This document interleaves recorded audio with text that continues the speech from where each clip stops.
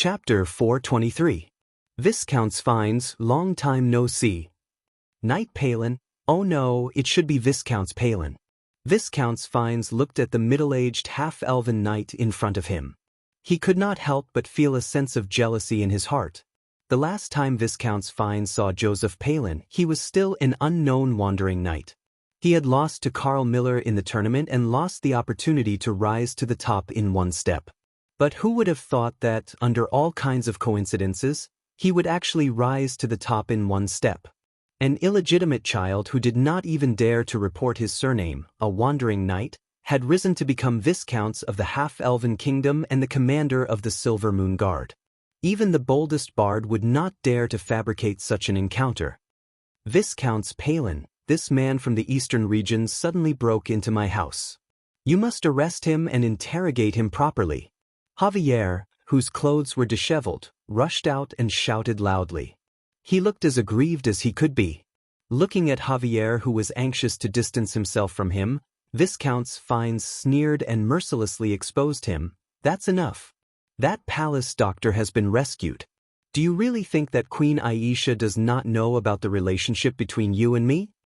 Javier's expression suddenly froze on his face, and then he immediately cried, Viscounts Palin, the people from the eastern region forced me to do this.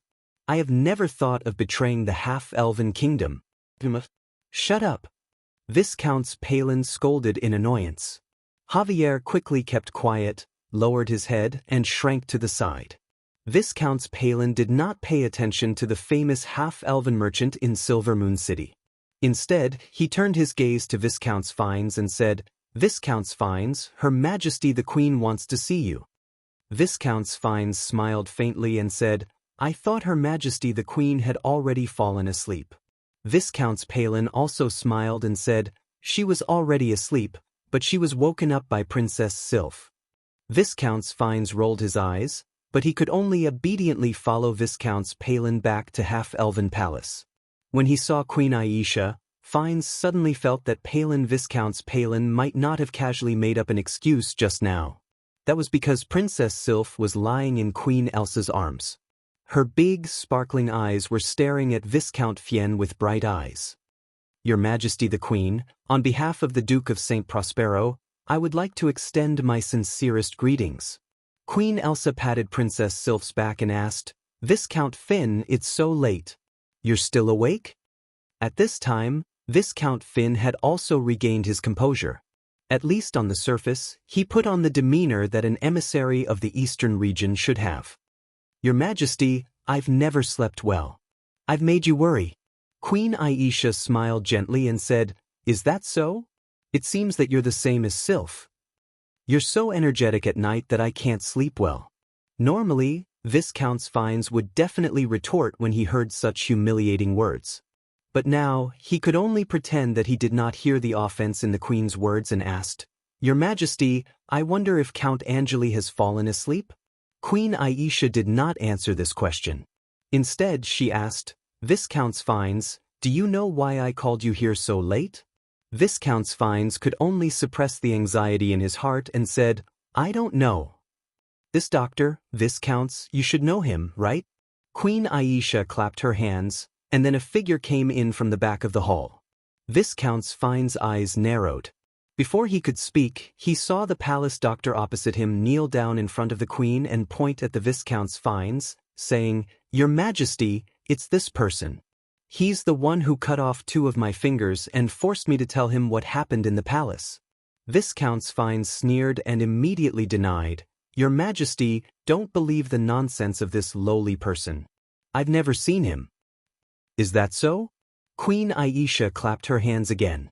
Viscount's Fines turned his head and saw Javier, who he had just seen, being dragged into the hall by the guards. Your Majesty, it's all because of this man from the eastern region. It's all because of him.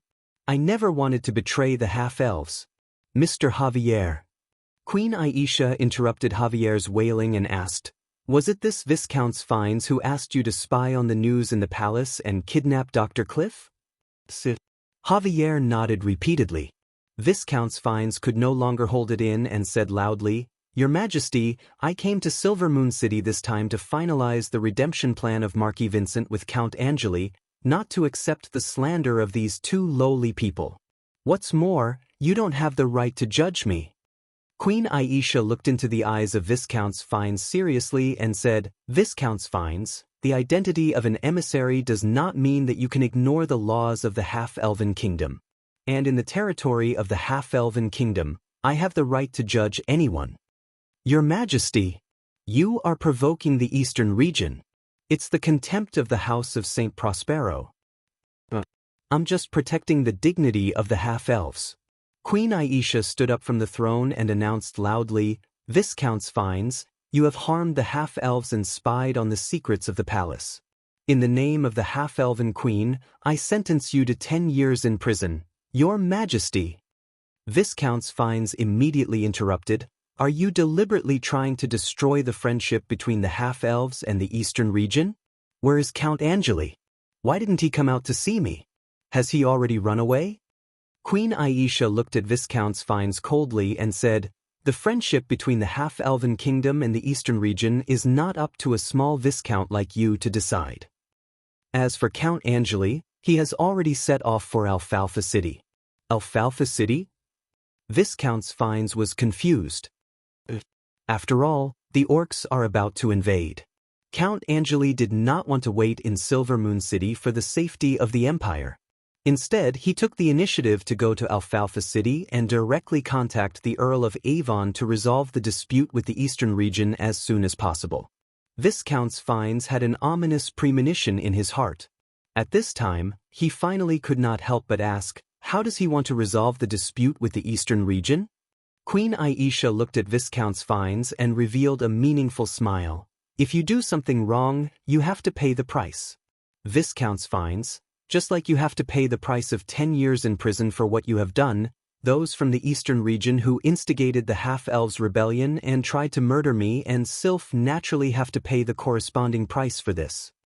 Viscount Fines retorted sarcastically, Your Majesty, then what price should you pay for your failure to protect Marquis Vincent and let him be assassinated in the palace? Marquis Vincent? Queen Aisha looked confused. Viscount Fines, where did you hear the news? Viscount Fines immediately looked at Javier and Cliff, who were kneeling on the side, but then he suddenly burst into laughter. He laughed so exaggeratedly, so wantonly, as if he had seen the most ridiculous thing in the world. He laughed until he was out of breath, until tears and snot flowed out of his eyes, until he laughed crazily, until he was in despair. So, from the beginning to the end, this was a trap set up for us. Is it? Colin Angelo, what a good trick. What a good trick. As if worried that Viscount Fines would scare Princess Sylph, Queen Aisha looked at him in disgust. As she walked out with her daughter in her arms, she coldly said, Viscount Fines, you should reflect on yourself in the half-elven prison. Viscount Fines was still shouting, Aisha Miller, what are you trying to do? What are you trying to do? Queen Aisha said without turning her head. Of course, it's to make some people in the eastern region pay the price for what they have done. Chapter 424. The port of Alfalfa City had been abandoned for many years, but after some simple repairs, it was reopened today. Facing the afterglow of the setting sun, the huge fleet of the Pegasus Navy slowly sailed into the shabby port. Orlando, the president of the Alfalfa Brotherhood, was standing respectfully at the dock with a group of subordinates, welcoming the Navy officers and soldiers who were getting off the ship to rest. The Ragewater River and the Crystal River intersected in Alfalfa City, so if the Pegasus Navy wanted to hand over their warships to Silver Moon City in exchange for Marquis Vincent, they had to pass through here. However, Alfalfa City was the territory of the half-elven kingdom after all. It was reasonable to say that the Pegasus Navy could not dock here without the consent of the half-elven kingdom. But at this time, the mayor of Alfalfa City looked at the densely packed warships in the port and did not dare to say anything. In fact, Ron Lute could not be blamed for not being dutiful because the half-elven kingdom did not have a naval force that could compete with the Pegasus Navy. Of course, they could only watch the people of the eastern region come and go as they pleased. Even the Crystal River, the mother river of the half-elves, was often visited by the Pegasus Navy's warships. If it were not for the sluice, the fleet of the eastern region could even directly enter the half-elven palace along the Crystal River. At this time, the Pegasus Navy only docked in Alfalfa City. In fact, they were already giving face to the northern frontier. After all, they still had to ransom Marquis Vincent, so they could not be too rude. More than 30,000 Navy officers and soldiers poured into Alfalfa City at once, immediately making it very lively. Fortunately, the Pegasus Navy had brought their own provisions. Otherwise, with the poor state of Alfalfa City, it was afraid that it would not be enough for these people to eat. Although Alfalfa City did not have to provide for food and drink, the other physiological needs of the Navy officers and soldiers were helped by the locals. Looking at the scene of wanton indulgence of the soldiers, the Earl of Avon did not restrain them. After all, a war was imminent. Letting the soldiers relax was also good for boosting morale. What's more, the city where they docked was on the east bank of the Ragewater River. In the subconscious mind of the people of the eastern region, this was an absolutely safe place. The fleet's commander, Earl Hall, naturally wouldn't restrain his subordinates. At this moment, he was immersed in a tragic and despairing mood, unable to extricate himself. This time, the warships that were selected to deliver to Silvermoon City would only carry the minimum number of crew members required for normal operations and navigation. After all, he didn't want to bury all of these Navy elites in Silvermoon City. Therefore, Earl Hall was in a dilemma over who to leave on the battleship. Earl Hall looked at the name list placed in front of him and hesitated for a long time. However, he didn't choose a single person. Without a doubt, the people who stayed behind to carry out the mission in Silvermoon City would most likely die. Earl Hall felt that this was probably the most difficult decision he had ever made in his life. Dong dong. Come in. Earl Hall looked up and saw his adjutant, Knight Holmes, walk in and close the cabin door behind him. Your Excellency, aren't you going to have your meal? I'm not hungry yet. Earl Hall replied casually. Seeing that Knight Holmes was still standing at the same spot, he asked, Is there anything else? Knight Holmes hesitated for a moment, but he still gritted his teeth and said in a deep voice, Your Excellency, are we really going to follow the Earl of Avon's orders and hand over the family's battleship to the northern frontier? At this moment, the soldiers under Earl Hall still didn't know that they were heading to Silvermoon City not to hand over the battleship, but to blast open Silvermoon City's water defenses. Earl Hall understood that if he were to tell his subordinates the truth now, there would definitely be a large number of deserters or even mutiny. Only when they drove the battleship to Silvermoon City and had nowhere to retreat, could he use Marquis Vincent's death to agitate them or threaten them with the safety of their families to force them to carry out the mission that was no different from suicide. Only then could he carry out the mission assigned by the Earl of Avon and fight for the slim chance of survival for the Hall family. Therefore, when he saw that Knight Holmes was still reluctant to part with the family's battleship, Earl Hall suddenly felt pity and heartache. This is the Duke's order. We have to carry it out. Knight Holmes stiffened his neck and still looked unwilling. Your Excellency, the Duke of St. Prospero is obviously trying to weaken Marquis Vincent's support. If we allow them to hand over these battleships, it's hard to say who will inherit the position of the Duke of the Eastern region in the future. Hearing this, Earl Hall could no longer hide the sorrow in his eyes. He wanted to tell his adjutant that Marquis Vincent was already dead and that the position of the Duke of the Eastern region was destined to belong to the Earl of Avon in the future. But when the words reached his mouth, Earl Hall didn't say it. Earl Hall's hesitation was obviously misunderstood by Knight Holmes, so this loyal knight of the Hall family took a few steps forward and lowered his voice. Your Excellency, we can secretly detain the Earl of Avon and use the House of St. Prospero's battleship to redeem Marquis Vincent from Silvermoon City. Earl Hall shuddered and looked up into Knight Holmes' eyes. Knight Holmes looked back at him without fear and continued to persuade him. Your Excellency, you don't have to worry that this will bring disaster to the Hall family. As long as we get Marquis Vincent back, he will definitely support the Hall family. Moreover, as long as the House of St. Prospero's battleships are handed over to the northern frontier, the Pegasus Navy will be completely controlled by the Hall family. If the Duke of St. Prospero doesn't want the northern frontier to take advantage of the situation, not only will he not dare to blame you, but he will also have to appease you. And in this way, even if the Duke of St. Prospero wants to change his heir, he will have to consider the Hall family's attitude. As long as we successfully push Marquis Vincent to the position of the Duke, the family's position in the eastern region can even be improved. Earl Hall remained silent. Actually, he knew very well that Knight Holmes was right. But this plan had a prerequisite. Marquis Vincent had to be alive. Only then would the Hall family have a future. Otherwise, whatever the Hall family did to the Earl of Avon would not be punished for the time being, even if it was to resist the northern frontier.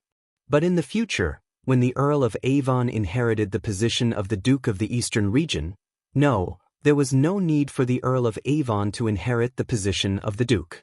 As long as the situation stabilized and the threat of the northern frontier was eliminated, the Hall family would definitely be dealt with. Knight Holmes looked at the silent Earl Hall and thought that he could not make up his mind, so he said again, "Your Excellency, I have secretly tested the attitudes of most of the Hall family's officers. They have all expressed that they will support you unconditionally. So, as long as you give the order." "Enough!" Earl Hall interrupted Knight Holmes.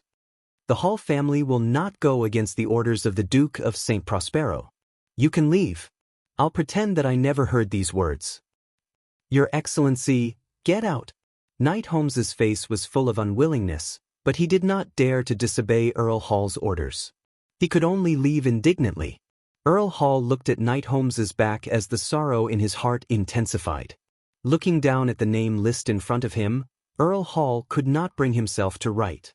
In fact, the Earl of Avon had already given a principle for choosing who to carry out the mission. Choose those who had families. Only those who had families would risk their lives in a desperate situation instead of running away. Earl Hall closed his eyes. When he opened them again, he finally became resolute again. He picked up the quill and began to draw on the name list. A moment later, the name list of the people who would carry out the mission was set. Earl Hall felt an endless wave of exhaustion. He staggered out of the cabin and came to the deck. He looked at the deep river alone in a daze. It was already dark. Other than a few soldiers on duty, the rest of the people on the battleship had already come ashore to rest and relax. The lights and noise on the shore were a stark contrast to the coldness on the battleship. Earl Hall silently looked at his reflection in the water. No one knew what he was thinking. As time passed, as if it was an illusion, Earl Hall felt that the face reflected in the water resembled Marquis Vincent's. But then, the reflection in the water emerged from the water and grinned at Earl Hall. "Earl Hall, are you looking at the scenery?" Chapter 425. Earl Hall stood rooted to the ground, thinking that he was hallucinating. But the reflection in the water spoke again. "There's no one else up there, right?" Earl Hall shook his head in a daze. Then the reflection in the water leaped out of the water. Using the ship's hull as a foothold, he landed on the deck.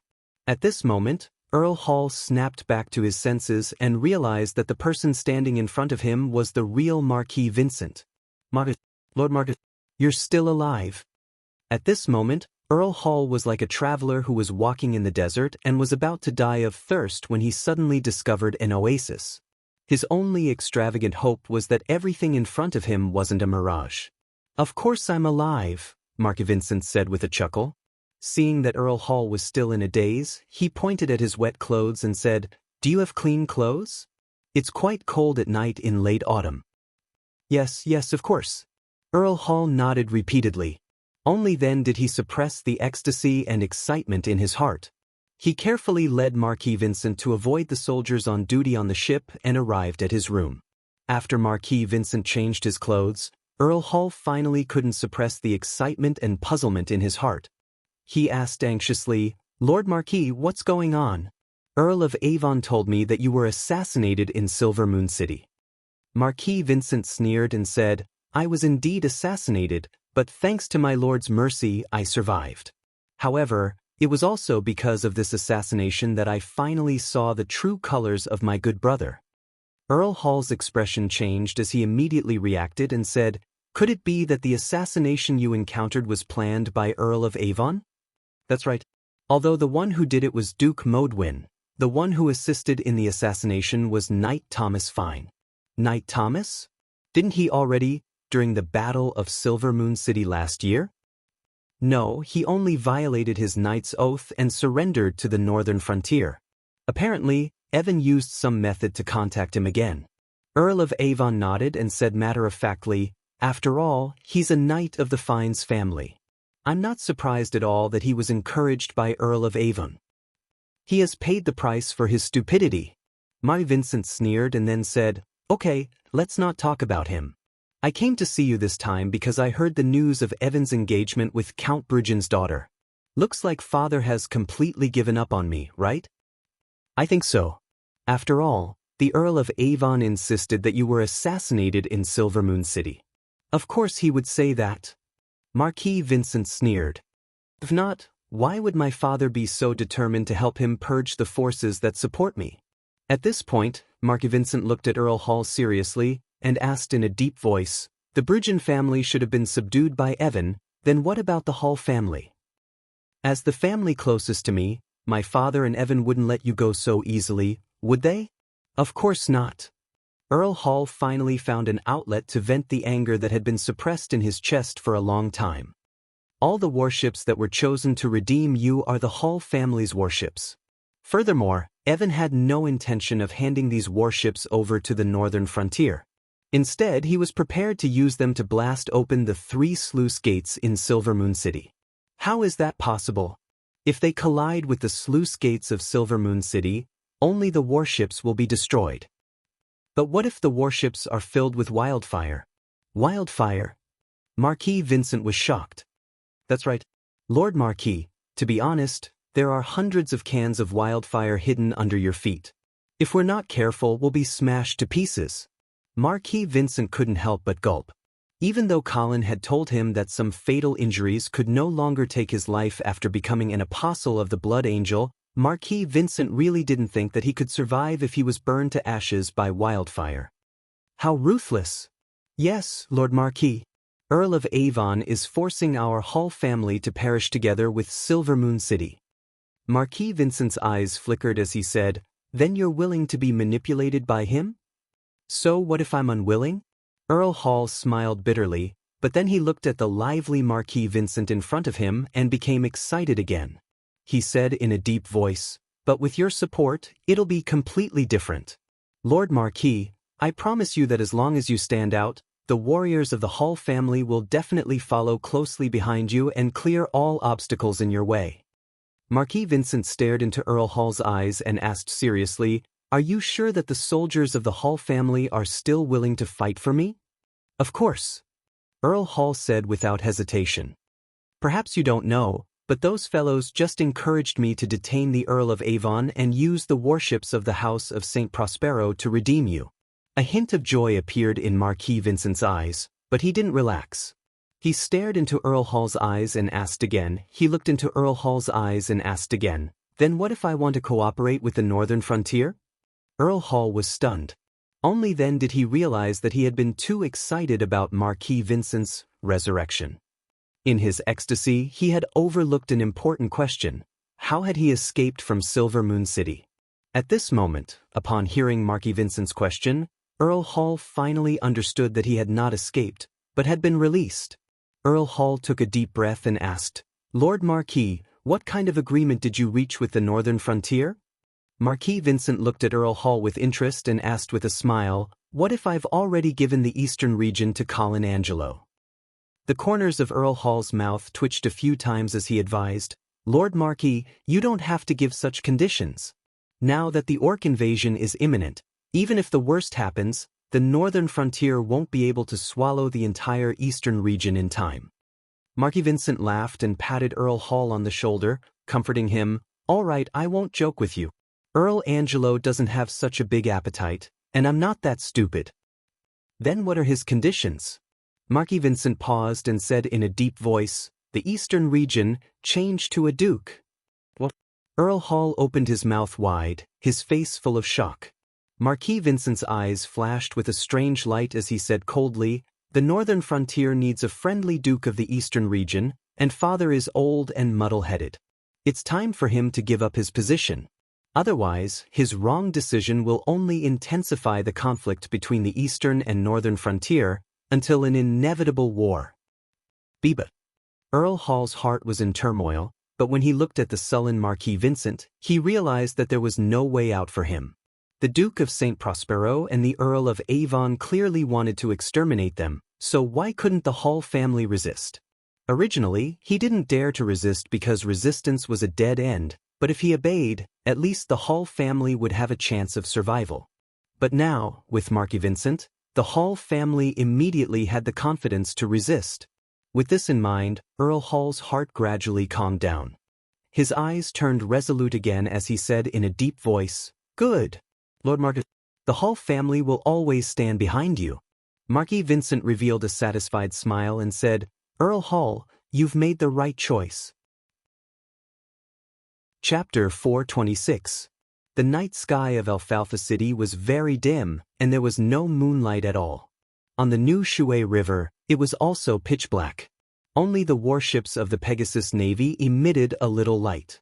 However, Alfalfa City was brightly lit and bustling, especially in the eastern district where the port of the Pegasus Navy was.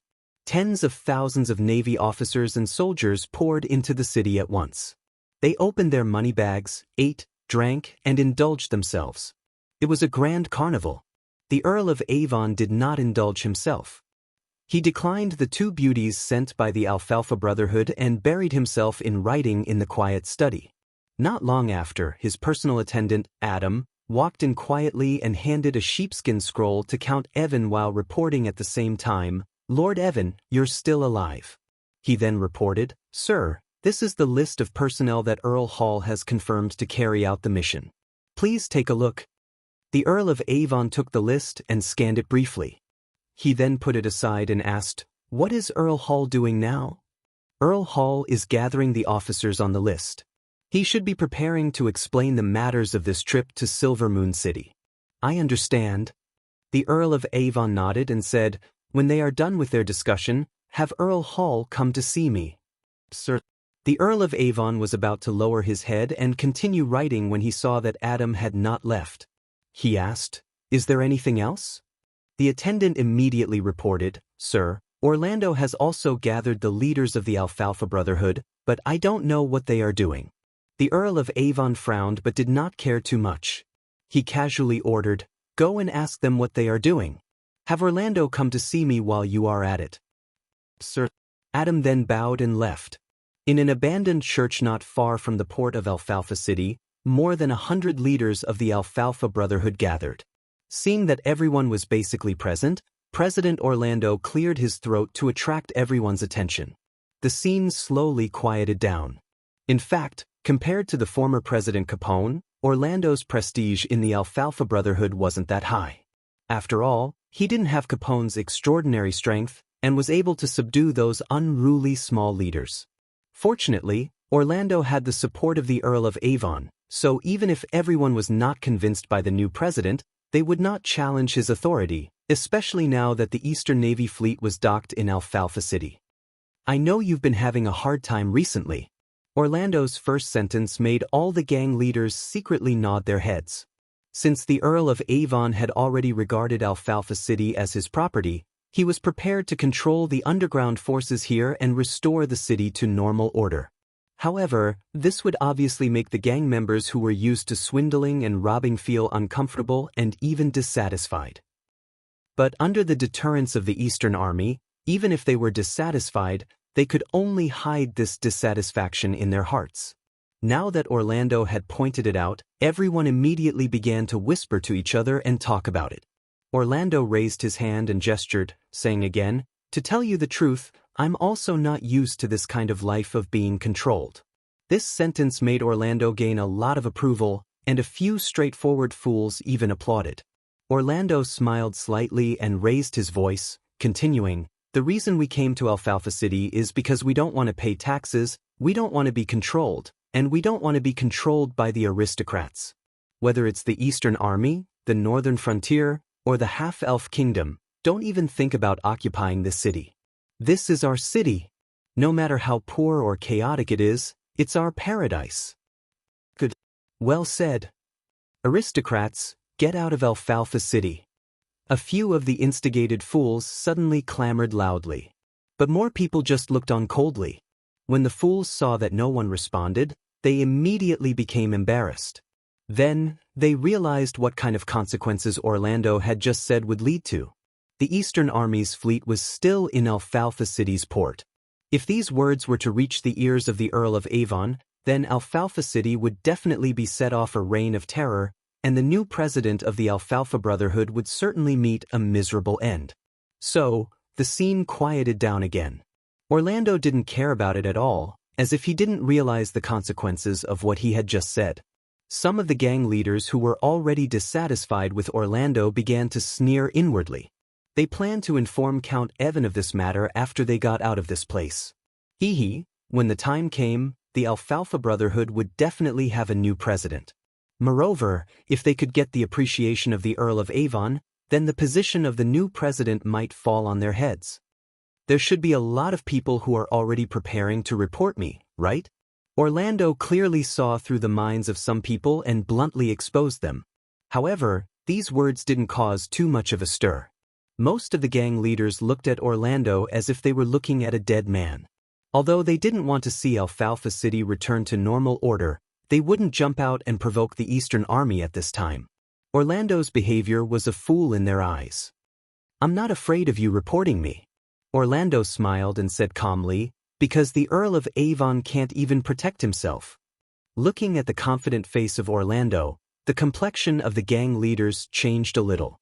Someone couldn't help but ask, Sir Orlando, what news did you get?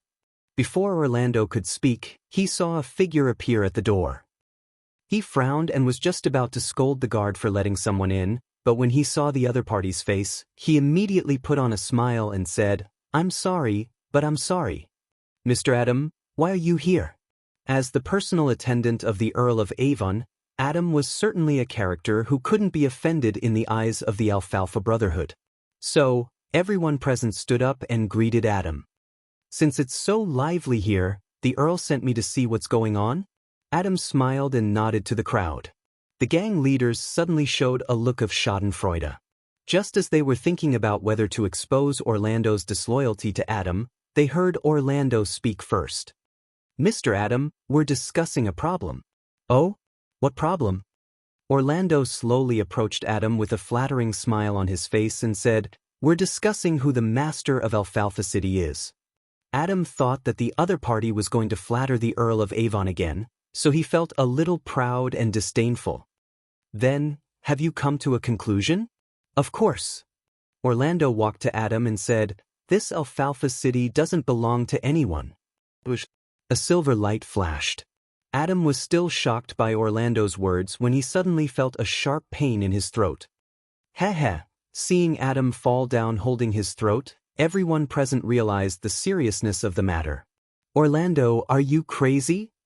Orlando casually wiped the dagger in his hand on his clothes and said indifferently, I've said it before, it's not the Earl of Avon's turn to give orders to Alfalfa City. Just when everyone thought that Orlando had really gone crazy, a loud noise suddenly came from outside. Boom! The powerful shock wave shook the chandelier on the ceiling violently, and fine dust rustled down. Is it an earthquake? Someone asked in bewilderment. Orlando pointed to the port outside the window that was ablaze and said with a smile, Gentlemen, chaos has begun. This is the battlefield you're most familiar with. The pay, swords, armor, and money of the Pegasus Navy are all beckoning to you. What are you waiting for? After saying that, he laughed and left, leaving behind a group of gang leaders who looked at each other in bewilderment. Chapter 427. Boom! The Earl of Avon, who was in the study, was startled by the earth-shaking explosion. He was stunned for a full 3 seconds before he hurriedly rushed to the window. Then he saw a scene that he would never forget for the rest of his life. There was a heavy warship docked at the port, half of which was already shrouded in green flames. A large amount of river water poured in, causing the bow of the warship to lose its balance. Everything on the deck involuntarily slid to the stern. Even though he was thousands of meters away, The Earl of Avon could hear the screams of the Navy soldiers who were swallowed by the green flames flying in the air. Finally, under the Earl of Avon's sluggish gaze, the bow of the warship was almost perpendicular to the surface of the river. It then slowly sank into the cold river water, leaving a huge whirlpool on the surface of the water. This whirlpool also caused the warships docked at both sides to be attracted closer. The commander of the warship shouted loudly, wanting to lift the anchor and sail away. However, it was impossible to complete the operation in such a short time. In the end, they could only collide with the warships nearby. The huge collision caused serious damage to the side of the warship, and perhaps because of the collision, one of the warships exploded again. The turbulent green flames were like an evil dragon that had been awakened from a deep slumber. It ferociously tore apart the fragile body of the warship and scattered its anger to the world. Boom! In an instant, the green light burst out, lighting up half of the night sky of Alfalfa City. Everyone looked at this scene with horror, not knowing what to do. The Earl of Avon was the first to react. He immediately shouted, "Adam! Adam! My lord, Mr. Adam went to the Alfalfa Brotherhood and hasn't returned yet." A middle-aged knight pushed the door open and explained. The Earl of Avon looked at the captain of his personal guard and calmed down a little.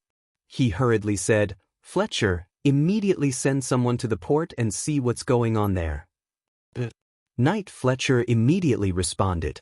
However, before he could turn around to arrange it, he saw the Earl of Avon hurriedly walking to the door. He said, "Forget it, I'll go myself." "My lord, I'm afraid the port isn't very safe right now. Let me send someone over." However, the Earl of Avon didn't seem to have heard Knight Fletcher's dissuasion and rushed out without looking back. Knight Fletcher had no choice but to quickly follow. Bang! A Navy officer violently kicked open the tightly shut door. Ignoring the disheveled woman inside, he roared at his subordinates, "What are you doing? Your vacation is over. Return to the warship immediately." The soldier named Hans scrambled up from his bed. His face was full of shock. It was obvious that he had been frightened by the huge commotion outside. Just as he was about to ask his commanding officer what had happened, he turned around and saw that his commanding officer had already disappeared. Hans put on his clothes as fast as he could. Just as he was about to leave, he was stopped by the woman on the bed. Of course, he didn't think that the other party had already developed feelings for him and couldn't bear to let him go. Instead, he realized that he hadn't paid yet. After casually tossing out a few copper coins, the woman finally let go of his hand with a smile. Hans rushed out of the door and saw that the street was in a mess. There were frightened people everywhere.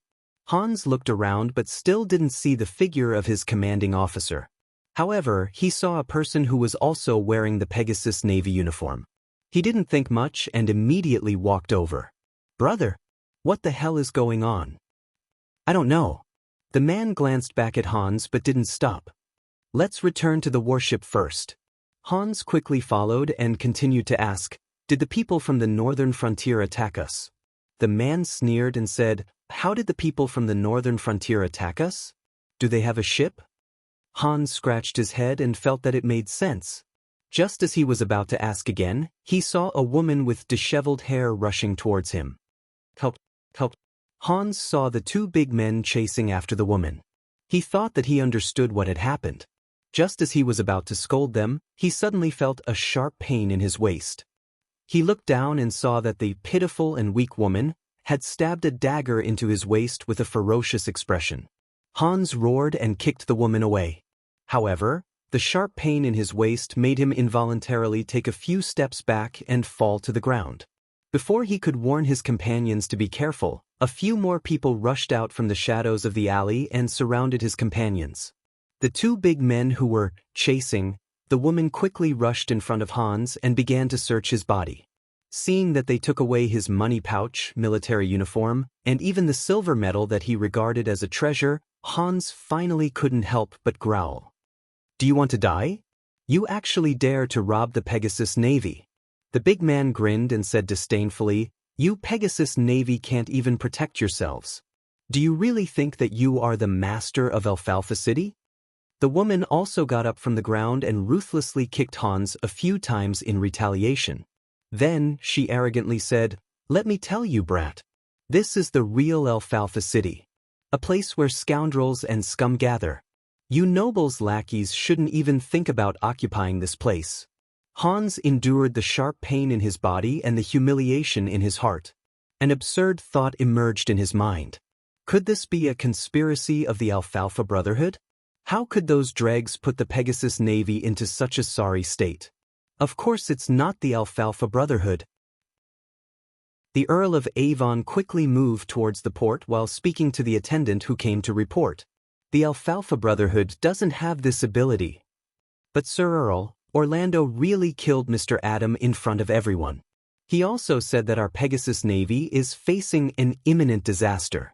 The Earl of Avon didn't bother to pay attention to his attendant this time. He just kept his head down and strode forward. In his opinion, the Alfalfa Brotherhood was just a group of scum who couldn't do anything right. He could let them take advantage of the chaos and fish in troubled waters, but to let them plan such an attack on the Pegasus Navy was really overestimating them. The crux of the problem now was the port.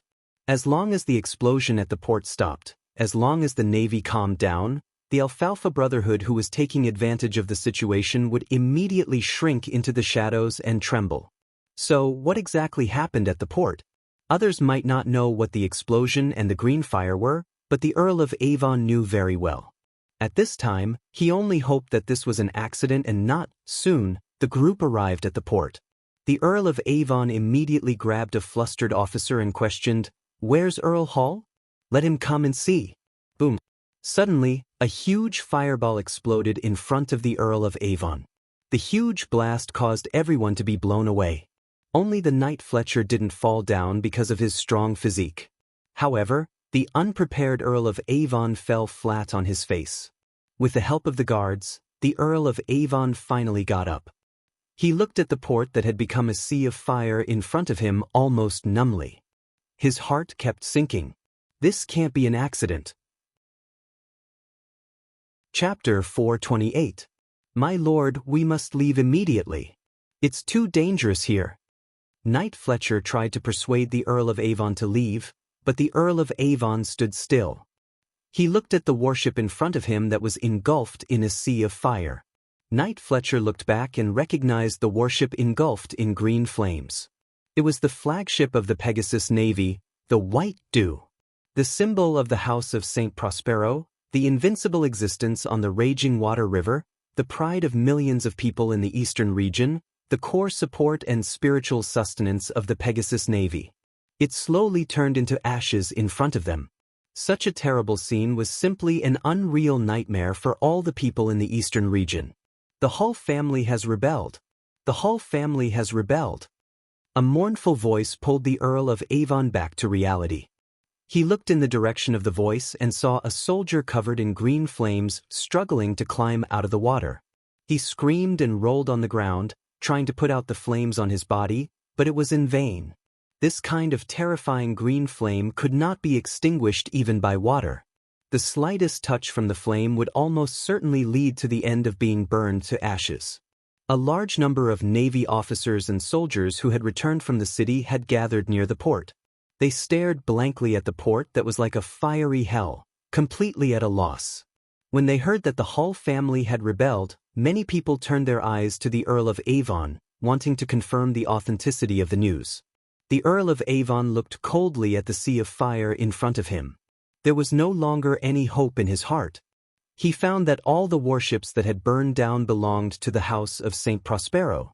The Hull family's warships had already weighed anchor and deliberately distanced themselves from the burning warships to avoid being affected. If this was not premeditated, then it was a ghost. Obviously, the Hull family had rebelled. They had used the wildfire, which was supposed to be used to deal with the sluice gate of Silver Moon City, on the House of St. Prospero's warships. But how could the Hull family be so bold?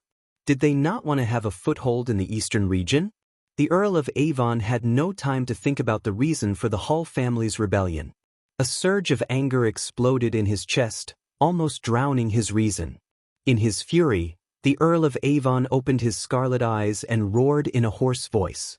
"The Hull family betrayed the eastern region, they should be punished." This sentence was very domineering, but it did not help the current situation. At this time, the heavy warships of the House of St. Prospero were all swallowed by the terrible green flames. Although many light warships had survived, it was impossible for them alone to defeat the Hull family's fleet. As long as the soldiers of the eastern region had some sense, they would understand that at this time, the Hull family had the final say on the new Shué River. Then, what could Count Elvin use to kill the rebels of the Hull family? Of course, if the Earl of Avon was talking about the old, weak, women and children that the Hull family had left in White Dew City, then there would be no problem. But doing so would only be venting his anger. It would not only not be beneficial to the situation, but it would also be harmful. Perhaps the Hull family would simply seek refuge with the northern frontier in a fit of anger. If the northern frontier were to gain control of the raging water river. This thought flashed through everyone's minds, but it was enough to make them tremble in fear. The Earl of Avon obviously understood the seriousness of the matter, and immediately roared again. "Whoever kills the Hull family, I will personally give him the title of Viscount." These words immediately caused a commotion. Even though they knew that this was a mission with a slim chance of survival, the temptation of a title still inspired many of the soldiers' courage. They immediately ran in the direction of the light warships that had not yet been burned, trying to become heroes who could turn the tide. The Earl of Avon's expression relaxed a little, and immediately arranged for a few people to go to the nearby cities to ask for support. He also sent someone to White Dew City to send a letter to inform his father of the situation in Alfalfa City. At this time, more and more Navy soldiers gathered in the port, but because a large number of warships had been burned, even if they wanted to fight to the death with the Hull family, they had nowhere to go. Moreover, the Alfalfa Brotherhood's riot was getting more and more intense, and they had even begun to attack the port in an organized manner. In fact, when Orlando announced that the Pegasus Navy could not protect themselves, it was the perfect time to loot a burning house. Many of the Alfalfa Brotherhood were still skeptical. Some of the bolder ones only dared to loot the lone Navy soldiers, but as the warships in the port sank one after another, the Alfalfa Brotherhood became bolder and bolder. At this time, they finally confirmed that the Pegasus Navy could not protect themselves, so they completely let go of their hands and feet and prepared to loot wantonly. If it was in normal times, the Pegasus Navy would not put a bandit organization like the Alfalfa Brotherhood in their eyes no matter how many people they had. Even if the Pegasus Navy was not good at land warfare, they were still a regular army after all. Dealing with a group of bandits with only brute force and courage was not a problem at all. But now, the Pegasus Navy had a big problem. The rebellion of the Hull family had caught them by surprise. They had to find ways to save the surviving warships and deal with the rebellious Hull family fleet. At this time, they were somewhat powerless against the Alfalfa Brotherhood. The Alfalfa Brotherhood obviously saw the weakness of the Pegasus Navy. They were the kind of people who liked to bully the weak and fight battles with the wind. This time, they were even more energetic and crazily attacked the port position. The Earl of Avon did not look back at the seemingly arrogant Alfalfa Brotherhood because he knew that these people only looked scary. As long as the Pegasus Navy blocked their strongest waves of attacks and caused a certain number of casualties, the scattered soldiers would inevitably lose their momentum. Even if they did not retreat, they would not dare to attack again. The real danger was still on the raging water river. At this time, more than a dozen light sail warships had already sailed out of the port and rushed towards the Hull family fleet. However, their charge felt like moths flying into a flame. In a naval battle, the difference in tonnage was almost impossible to make up for. But the Earl of Avon still stared in the direction of the raging water river, hoping for a miracle to happen. However, reality was always cold.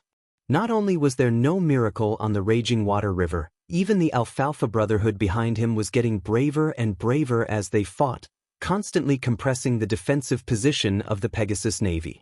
The Earl of Avon looked back in bewilderment, only to discover that the Alfalfa Brotherhood's offensive was so fierce because there were hundreds of extremely brave professionals mixed in with them. Not only were there high-grade warriors, there were even knights.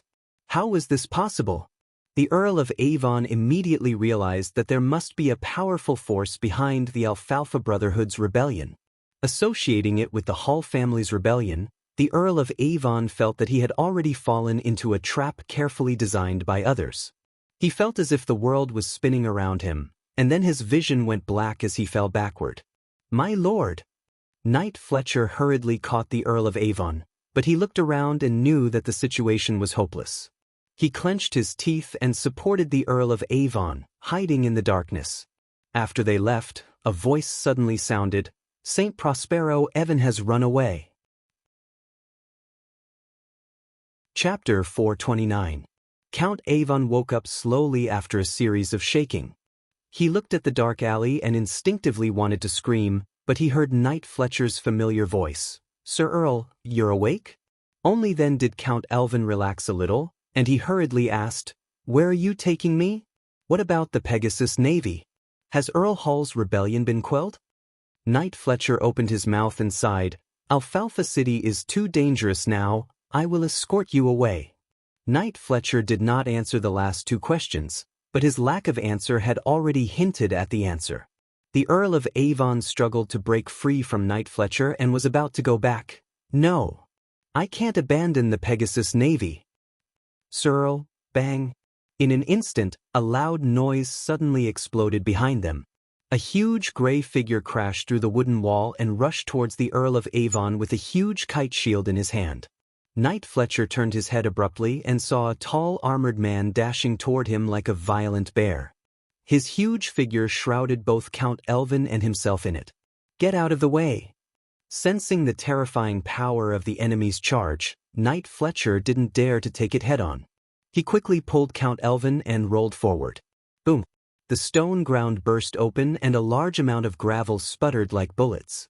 The Earl of Avon was smashed and cried out. Countless bruises appeared on his body.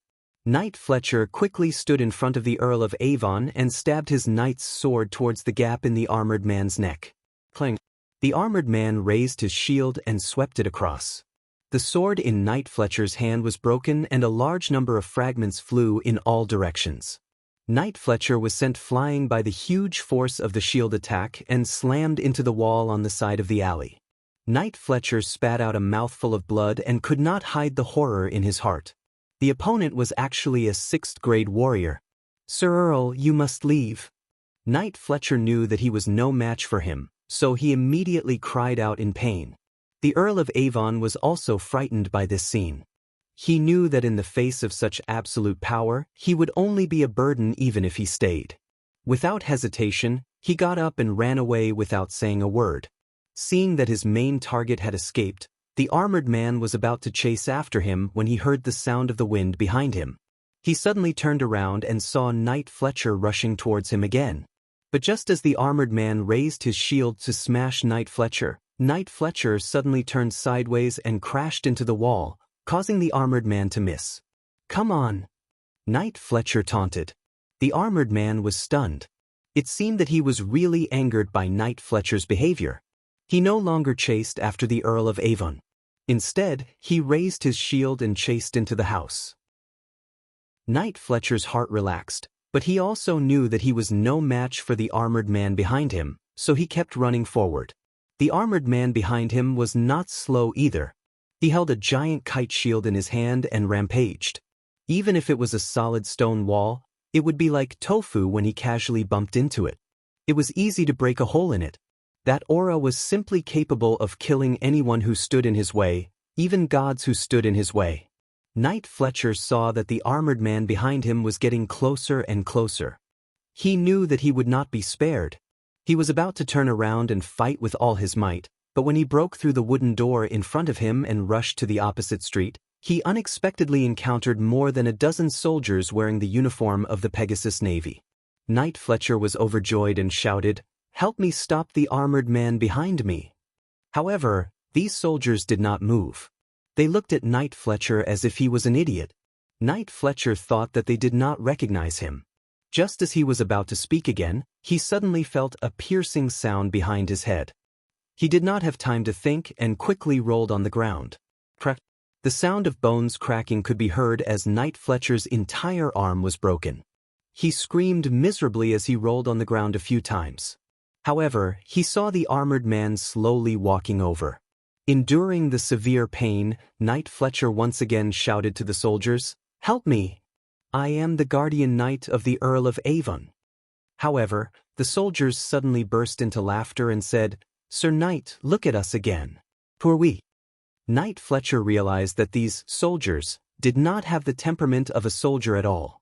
The military uniform on their body did not fit at all. He guessed that they just robbed it. Knight Fletcher's heart was completely desperate. He looked at the armored man who was approaching him step by step. He no longer struggled and fell to the ground. Before he lost consciousness, his last thought was, the Earl should have escaped, right? The Earl of Avon looked at the armored man in front of him and knew that he would not be able to escape. "You are Earl Angeli's men, right?" The Earl of Avon asked in a deep voice. However, the armored man opposite him did not respond. He only approached the Earl of Avon step by step, slowly but firmly. "Can I see him?" The Earl of Avon asked again. The armored man still did not speak. The Earl of Avon snorted and said coldly, "As the descendant of the Paladin family, the Earl of the Empire of Light, I now officially surrender to you. Please give me the treatment I deserve as a prisoner." The armored man still ignored the Earl of Avon. He did not know whether the Earl of Avon understood the treatment that an Earl of the Empire of Light should receive as a prisoner. The Earl of Avon slowly stepped back until his back hit the wall. His face was mixed with anxiety and arrogance as he looked at the armored man's hand that was reaching for him. At the moment when the armored man was about to touch the Earl of Avon's body, the magic staff hidden in the Earl of Avon's sleeve suddenly shook out. A string of obscure elvish words came out of the Earl of Avon's mouth. Wisps of green smoke rose from the armored man's feet and wrapped around his body like poisonous snakes. The Earl of Avon was happy and turned around to run. But the next second, the smile on his face froze. This was because the armored man did not seem to be affected at all. He was still holding on to the Earl of Avon's collar. Damn it! Where did the Angeli family get so many experts? Before he was knocked unconscious, the Earl of Avon cursed helplessly and angrily. In fact, when the Earl of Avon was taken away by Knight Fletcher, the Pegasus Navy gathered near the port had already lost their desire to resist. Their leader had run away, and they were attacked from both sides. They could not see any hope of victory. So, some gave up resistance and surrendered. Some snatched a surviving ship and escaped on the water. Some tried to break through the Alfalfa Brotherhood's line of defense and escape on land. Of course, there were always some loyal and brave soldiers who were willing to fight to the last moment for the House of St. Prospero. But unfortunately, their battle was destined to be meaningless. The Pegasus Navy had completely collapsed. It was not until the sky gradually brightened that the battle that lasted for a night finally subsided. Chapter 430. Alfalfa City's North District, City Lord's Mansion. The candlelight on the table was swaying in the night wind, just like City Lord Ron Lute's restless mood. The commotion on the other side had already woken Ron up, but he didn't know what was going on over there and didn't dare to make any moves for fear of attracting trouble. Asterisk thump thump thump asterisk amid the sound of footsteps, Jason Lute ran in while panting. He couldn't suppress the joy on his face as he shouted, "You're right. Father, the Pegasus Navy is fighting among themselves." Ron stared at him and asked anxiously, "What do you mean by fighting among themselves?" "Anyway, their warships are fighting among themselves. A large number of warships have been burned to ashes by those terrible green flames.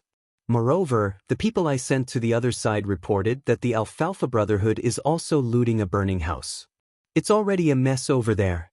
Looking at his son who was gloating, Ron calmed down and asked doubtfully, "How could this be? Why did the Pegasus Navy have internal strife? Why did the Alfalfa Brotherhood betray the eastern region?" Jason scratched his head and said hesitantly, "Could this be Earl Angeli's plan?" Ron frowned even more. "Then why didn't we get any information?" Jason didn't speak. This was an awkward topic. If it was really Earl Angeli's plan, then the Lute family, who was nearby and also the city lord of Alfalfa City, didn't get any information. This was really embarrassing. The room was silent for a long time. Jason couldn't help but break the silence and suggested, "Father, why don't we also send people to the other side? Maybe we can even get a share of the credit." Ron rolled his eyes and interrupted angrily, "Who should we send?" Jason shrunk his head and didn't dare to speak. Ron glared at his son in disappointment, but he didn't make things difficult for him. He knew very well that with the Loot family's current strength, if he really sent his son to the other side, it would be sending him to his death. But if he really didn't do anything and let this wonderful opportunity to make the Loot family rise again slip away, he was very unwilling. Looking at the opposite shore where the flames soared into the sky, Ron hesitated for a long time before finally making up his mind. He turned around and asked, "How many warships can we take out now?" 5. Thinking about the configuration of the Pegasus Navy, Jason said guiltily, "Also, they are all small boats with a displacement of less than 100 tons. Ron paced back and forth in the hall anxiously. Finally, he gritted his teeth and said, "It's fine. The Pegasus Navy is too busy to take care of themselves right now, so they might not guard against us." Jason said hesitantly, "Father, but with our family's private army, even if we cross the Nushui River, we won't be able to gain a foothold on the other side. No. Of course, we don't want to occupy the opposite shore." "Then what is our goal?" "Earl of Avon," Ron said in a deep voice. "I know that the Earl of Avon is on the other side of the river. As long as we catch him in the chaos, there will be hope for the revival of the Loot family." Jason's eyes also lit up. He seemed to think that this proposal was quite feasible. But just as he was about to agree, he suddenly felt an earthquake-like tremor. At first, he didn't care about it. He thought it was an explosion on the other side of the river. But this tremor was not explosive. It was continuous and getting stronger and stronger, as if thousands of wild beasts were rushing into Alfalfa City. "Father." "Father." Jason was obviously frightened. Ron didn't panic. Instead, he was somewhat relieved. But there was some regret. He said, "It's the cavalry. It should be the Blood Cavalry entering the city." "Blood Cavalry? Count Angeli?" Jason finally realized what was going on. As soon as he finished speaking, he saw the butler hurriedly running into the room and reporting, "Master, the Blood Cavalry is entering the city. Quick, line up and greet them." As he said, Ron rushed out. Jason also hurriedly followed. When the father and son walked out of the mansion, they saw a long fire dragon appearing at the end of the street. Soon, a group of cavalrymen holding torches approached the city lord's mansion. Ron straightened his collar and wanted to ask, but he found that the other party didn't mean to slow down at all. They still flew past the mansion like lightning. The wind and waves brought by the wind blew Ron's well-groomed hair. Just when he was embarrassed, a Blood Cavalry officer finally stopped in front of the mayor's mansion and asked, "Are you Lord Ron?" "Yes, General," Ron hurriedly responded. "Where is the Earl?" The officer didn't answer Ron's question. Instead, he said lightly, "The Blood Cavalry is going to cross the river in Alfalfa City. I'm here to inform you." Ron saw that the other party was unwilling to reveal the whereabouts of Earl Angeli. He was annoyed, but he didn't dare to show it. He could only keep nodding and said, Okay. Is there anything I can do to help?" The officer glanced at Ron expressionlessly and said, "Just gather as many ships as possible." But on the New Shui River, Earl Hall stared at the fire that was gradually extinguishing not far away. His face was solemn and dignified. The heavy battleships of the House of St. Prospero had all turned to ashes in the terrible wildfire, and the rest of the light battleships were mostly buried under the water. Although the remaining battleships were still wandering around like flies, they could no longer change the situation of the battle. In this battle, the Hall family had won a decisive victory. From today on, the Hall family had the final say on the New Shui River. But even so, Earl Hall didn't have much joy of victory in his heart. The footsteps behind him interrupted Earl Hall's contemplation. He thought it was Marquis Vincent, so he quickly turned around and was about to greet him.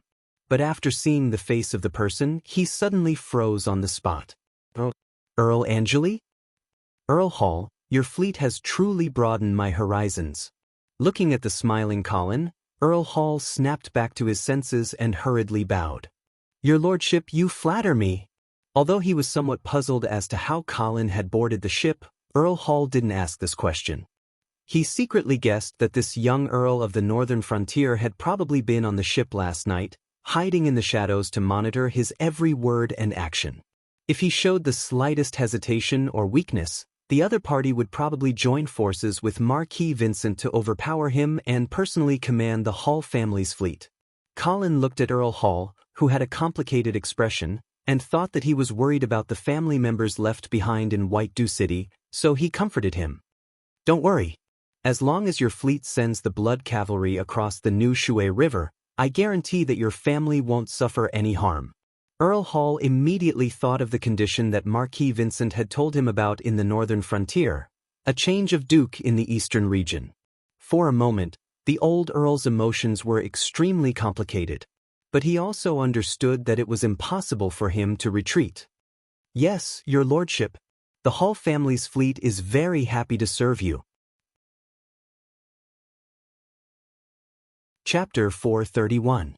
When the first glimmer of dawn sprinkled on the surface of the raging water river, Colin finally set foot on the land of the eastern region. This was the first time he came to the east of the raging water river. Looking at the broken city and the mess left behind after the battle, Colin curled his lips and felt a little bored. Walking down the trestle and stepping on the wet and soft ground of the port, traces of blood seeped out with every step. It seemed that the soldiers of the Pegasus Navy who were unwilling to die were stubbornly cursing Colin, the demon who destroyed the biggest barrier of the eastern region. "Sir Count." Orlando, who had been waiting on the shore for a long time, quickly greeted Colin and saluted him.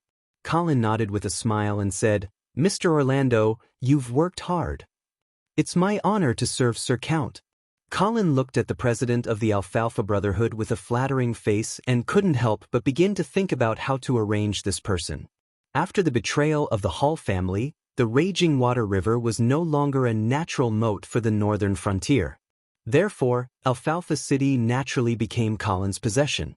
Of course, he couldn't let the dregs of the Alfalfa Brotherhood wantonly trample on it. Forget about the rest of the Alfalfa Brotherhood, but Orlando was indeed quite capable. Colin intended to incorporate him and use him elsewhere. However, this matter wasn't urgent. Colin's primary goal now was White Dew City. "Earl Hall, how long will it take to transport all the blood cavalry across the river?" "Sir, if we follow your request and don't bring logistical supplies, we can probably complete the transport before sunset tomorrow." "Tomorrow?" Colin frowned and said with dissatisfaction, "That's too slow." Earl Hall thought for a moment and suggested, "Sir, if we can build a pontoon bridge over the river, the speed can be much faster, but what?" "The pontoon bridge uses transport ships as piers, connected by ropes and planks on top of them. However, if we want to ensure the efficiency of the pontoon bridge, especially for cavalry, we need a large number of planks to reinforce it. I'm afraid that we won't be able to find so many planks in a short period of time." Colin stroked his chin. He wanted to suggest dismantling the decks of a few battleships, but he realized that the decks were probably not that easy to dismantle. "Sir, we can demolish the houses." Colin glanced at the other party and did not hesitate. He immediately ordered, "All right. Orlando, you will be in charge of this matter. Tell the residents in the city that I will help them rebuild the demolished houses later. If they are willing to take the initiative to help, I will also reward them." "Yes, sir."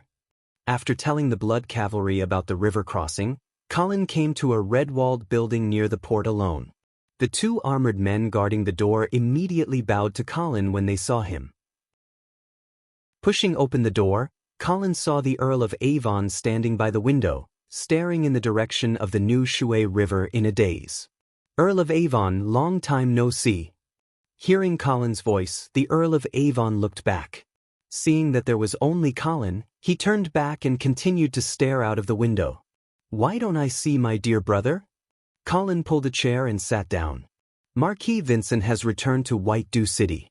I'm sorry that he can't come to see you." The Earl of Avon was stunned. Then he sneered and said, "Can't or dare not?" Colin did not answer this question. Instead, he said to himself, Earl of Avon, although you have opposed me many times, I have decided to release you unconditionally because we are both earls of the Empire. Unconditionally? The Earl of Avon interrupted with a sneer. Why are you so kind? Or do you have a bigger plan? Colin shrugged and smiled. What's wrong? I'm letting you go, but you don't want to leave? The Earl of Avon turned around and looked at Colin with a burning gaze. If you can answer one of my doubts, then I'll leave. Colin was so angry that he was amused. He said, What? Are you saying that I'm begging you to leave? The Earl of Avon crossed his arms and put on a shameless look, as if to say, If you don't answer my doubts, I'll stay here. Colin was a little speechless. He could only ask, What doubts do you have?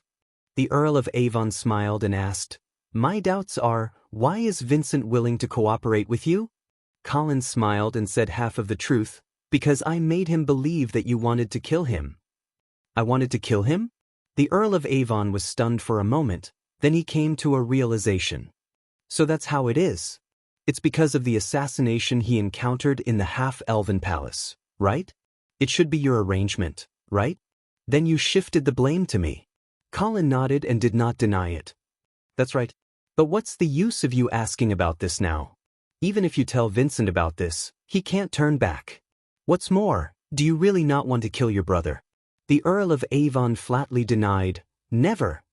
Colin smiled coldly and asked, So, if I hadn't come to Alfalfa City, but had continued to follow the agreed-upon redemption plan and released Marquis Vincent, would you have given up on your plan and allowed Vincent to safely return to the eastern region?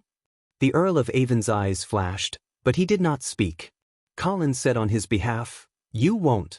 You've already paid so much for this. You broke off your marriage with Prince Lacey's daughter and married Count Brugen's daughter instead. You also forced Count Hall into a dead end. Under such circumstances, you can no longer turn back. If Marquis Vincent successfully returned to the eastern region, how would you deal with it? When you let the Duke of St. Prospero believe in Vincent's death, he was already dead. Even if he appeared in front of you again, you would definitely kill him with your own hands. So, Evan, don't pretend to be brothers with me. I didn't frame you unjustly. The Earl of Avon exhaled a turbid breath and said softly, You're right. Before I heard the news of my brother's death, I really didn't have the intention to kill him, but after that, in fact, I thought about it. If the news of Fine's Viscounts was wrong, if my brother was not dead. But as you said, I can no longer turn back. The House of St. Prospero can no longer play with the nobles of the eastern region. So, my brother must die. Colin smiled slightly and said, Earl of Avon, in fact, if you weren't greedy for the inheritance of the Duke of the Eastern region this time, you might not have fallen into my trap so easily. The Earl of Avon nodded in agreement and said, That's right. I was greedy. Colin stood up from his seat and said, Okay, have you thought it through? If you have, then get out of here. I don't want to raise another idle person. The Earl of Avon smiled and pointed to the new Shuey River outside the window and asked, Your Excellency, you're letting the blood cavalry cross the river now. Do you still want to continue attacking the eastern region? Can't I? But the orcs are about to invade. I'm afraid His Majesty's war mobilization order is already on the way. As long as it hasn't been sent to me yet, Colin said coldly. The Earl of Avon chuckled and said, Well, then I wish you good luck. After saying that, he walked out. Outside the door, the Earl of Avon saw a person lying at the door. At the same time, Colin's voice sounded from behind, Oh, by the way, this is your knight, right? Take him back with you. Don't let him die here. Only then did the Earl of Avon recognize that the person on the ground was his guardian knight, Fletcher.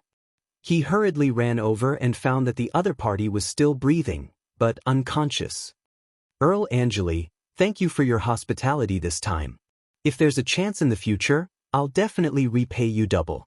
Colin laughed and didn't care about the threat in the other party's words. Get out.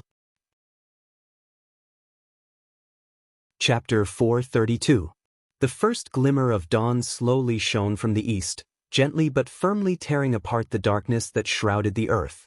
The hazy light reflected the frost on the ground, flickering with a cold light. The early morning of late autumn already had the chill of winter. But as the sun gradually rose, the frost on the grass and trees melted into round dewdrops, on the verge of falling. Suddenly, the earth trembled slightly. All the grass and leaves began to sway, and the sparkling dewdrops dripped down. The trembling of the earth became more and more intense. In the end, even the grass and leaves were completely broken and fell helplessly, following the footsteps of the dewdrops and merging into the embrace of the earth. Thud, thud, thud. It was as if rolling thunder had exploded the earth, or as if a flood had surged. The withered weeds and broken gravel on the ground shook and danced. Scarface, who was preparing to go into the mountains to chop firewood, stood foolishly at the entrance of the village. He was completely at a loss after being frightened by the commotion. Fortunately, the villagers' shouts woke Scarface up. He quickly turned around and ran home. "Scarface, come back quickly." Seeing his grandfather standing at the door waving at him, Scarface immediately sprinted. His young body exploded with astonishing speed, and he drilled into the house like a cheetah. The old man hurriedly closed the door and turned around to instruct his grandson. "If someone comes in later, don't make a move. Do you hear me?" Scarface was still gasping for breath, and he only nodded blankly. The commotion outside the house became louder and louder, and the trembling of the earth became more and more intense. Driven by curiosity, Scarface opened the window slightly and looked outside. Then he saw countless black shadows appear on the horizon, filling up the entire earth without leaving a single gap. The weather changed, and even the rising sun seemed to be covered by that flag. "Cavalry!" Scarface cried out in alarm. That's right, there were cavalry outside. A dense horde of cavalrymen rushed over like an avalanche. "That's right, it's cavalry, and it's the cavalry from the northern frontier," the old man said with a grave expression. Scarface scratched his head, and his simple and honest ugly face was full of confusion. He asked, "Grandfather, why would the cavalry from the northern frontier appear here? Didn't a few deserters from Alfalfa City come to the village yesterday? I heard that Count Angeli had already led the blood cavalry to cross the river in the northern frontier.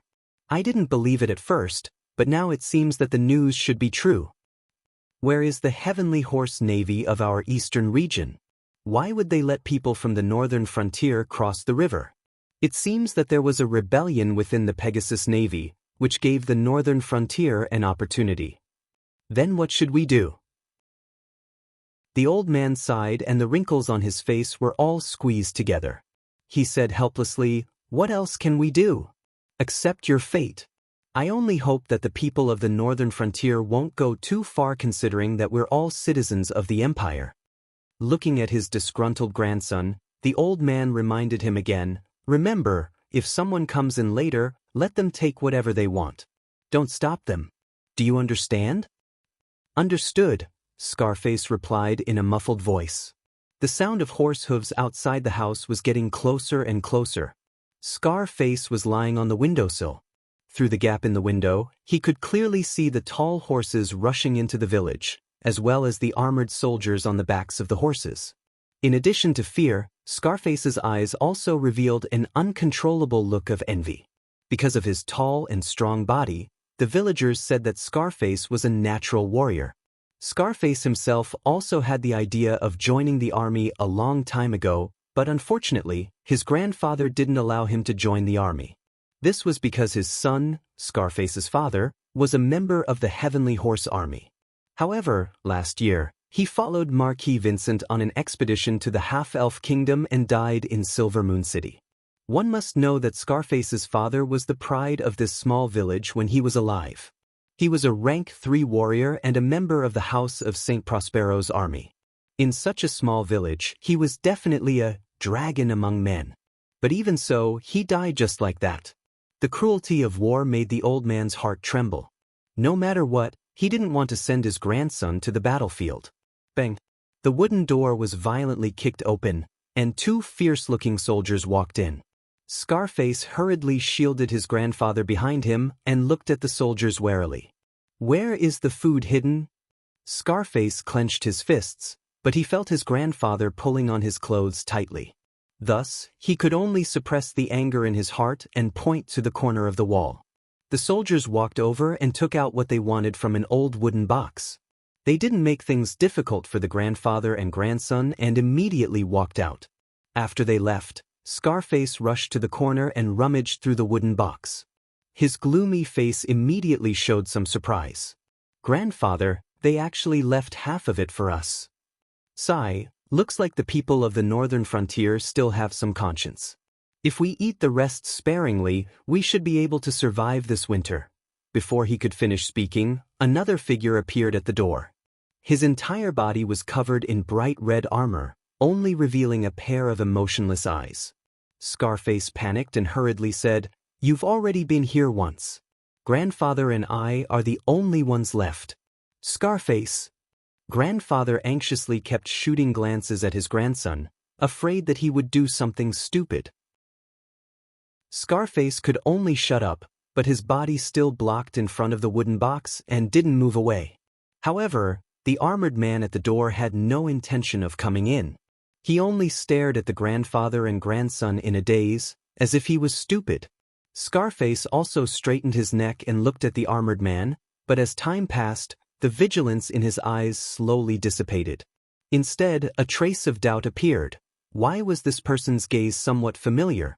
Grandfather also saw that the atmosphere was not right and carefully asked, "Sir, is there anything I can help you with?"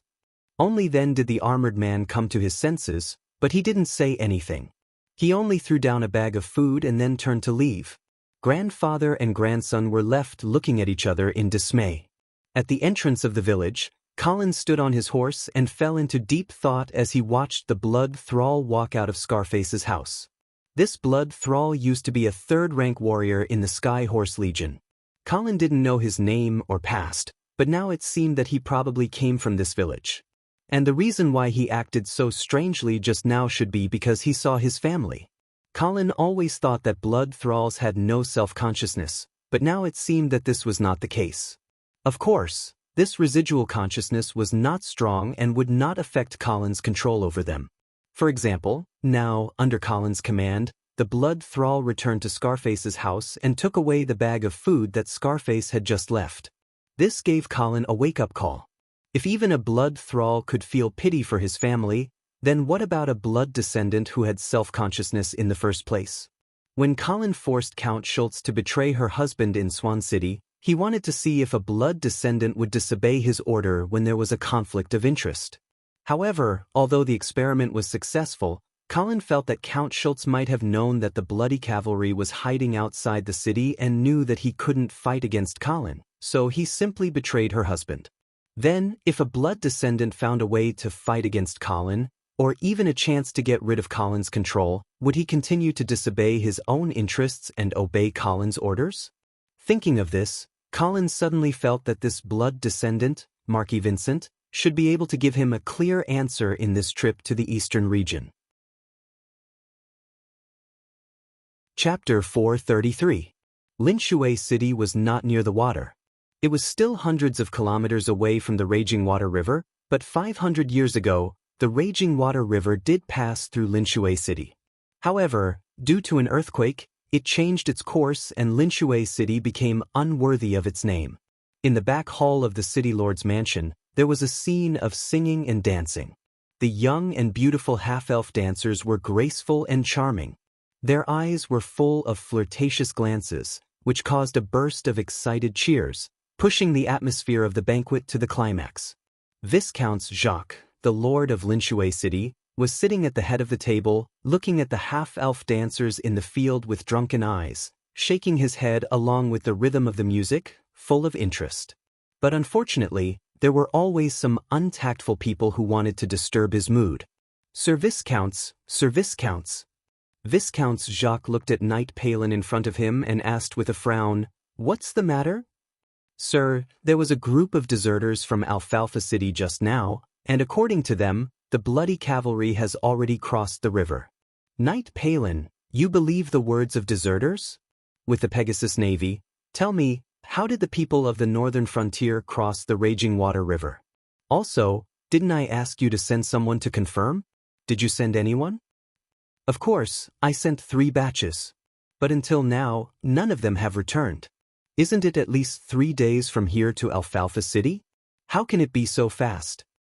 But sir, there are already so many deserters in Linshui City, which means that something must have happened in Alfalfa City. We should prepare early. Didn't I already send a letter to Whitedew City? And aren't you also reorganizing the family army and preparing for battle at any time? What else do you want? Sir, to be safe, we should close the city gate. Close the city gate? Viscount Jacques hesitated. Isn't it a bit of a fuss before we get the exact information? Knight Palin lamented in his heart. The eastern region had been peaceful for too long, and these nobles had long lost their vigilance. He was about to persuade again when he heard a half-elf merchant next to him hurriedly say, Sir Viscounts, you can't close the city gate. Our caravan still has a batch of goods to deliver to Linshui City today. Viscount Jaga's eyes lit up. One had to know that every time the half-elf caravan passed by Linshui City, they would give him some beautiful gifts. Looking at the enchanting half-elf dancers in the field, Viscount Jaga's heart was burning with passion. He immediately said to Palin Knight, How about this? Let's wait for Mr. Sauce's caravan to enter the city before we close the gate. Palin glanced at the half-elf merchant cautiously and said, Sir, I'm worried that it's too late. Viscount Jacques glared at him and said impatiently, What's there to be unable to do? Do you really think that I don't know how to march and fight? Even if the bloody cavalry really crossed the river, it would take at least 2 or 3 days. Moreover, they would also need to transport the provisions and logistics. It would take at least 5 or 6 days for them to arrive at Linshui City. Just do as I say. Yes, sir. Palin had no choice but to accept the order and leave. After leaving the city lord's mansion, Knight Palin came to the West City Gate with a heart full of worries. He happened to see a long line of carriages crowded at the gate. It seemed that the half-elf caravan had finally arrived. Palin's heart skipped a beat. He quickly ordered the soldiers to speed up the pace of the caravan. However, halfway through, the caravan suddenly stopped. What's going on? Palin stood at the top of the city wall and asked. Sir Palin, a trailer collapsed under the weight of goods. Clean it up quickly. Palin shouted angrily. At the same time, he had a bad premonition in his heart. He already felt that these half-elf merchants were not trustworthy. After all, the half-elf kingdom was now firmly in the hands of Count Angeli. It was hard to say whether this caravan was a spy sent by Count Angeli or not. However, Viscount Jacques had already been bewitched by these half-elves. Palin could not persuade him at all. Now, he could only hope that the bloody cavalry would not arrive at Linshui City so quickly. However, sometimes, the more one feared something, the more it would happen. Dong, dong. The ground suddenly began to shake. Palin suddenly turned around and saw a thin black line on the horizon. The thin line gradually spread out and turned into a black sea. It was surging toward Linshui City at an astonishing speed. He only felt cold from head to toe. He immediately shouted hoarsely, Enemy attack! Enemy attack! The soldiers gathered at the city gate were stunned. They were still unable to figure out what had happened. Those soldiers who were helping to clean up the goods scattered at the city gate were still stupidly carrying the goods on their shoulders. They were dazed as they looked at the cavalry that appeared in the distance. It was not until Palin jumped down from the top of the city wall and kicked several soldiers that they finally regained their senses. Quickly close the city gate. Several soldiers rolled and crawled to the suspension cable. However, at this time, the city gate was blocked by the caravan. They could not close it even if they wanted to. Palin had already confirmed that this half-elf caravan was a spy from the northern frontier. Therefore, he did not show any mercy. He immediately led the soldiers to forcefully drive the caravan away. If the other party hesitated, he would pull out his sword and kill. When they saw blood, the half-elves in the caravan immediately dispersed. However, they left the caravan of goods at the city gate. Palin had no choice but to let the soldiers move the goods away.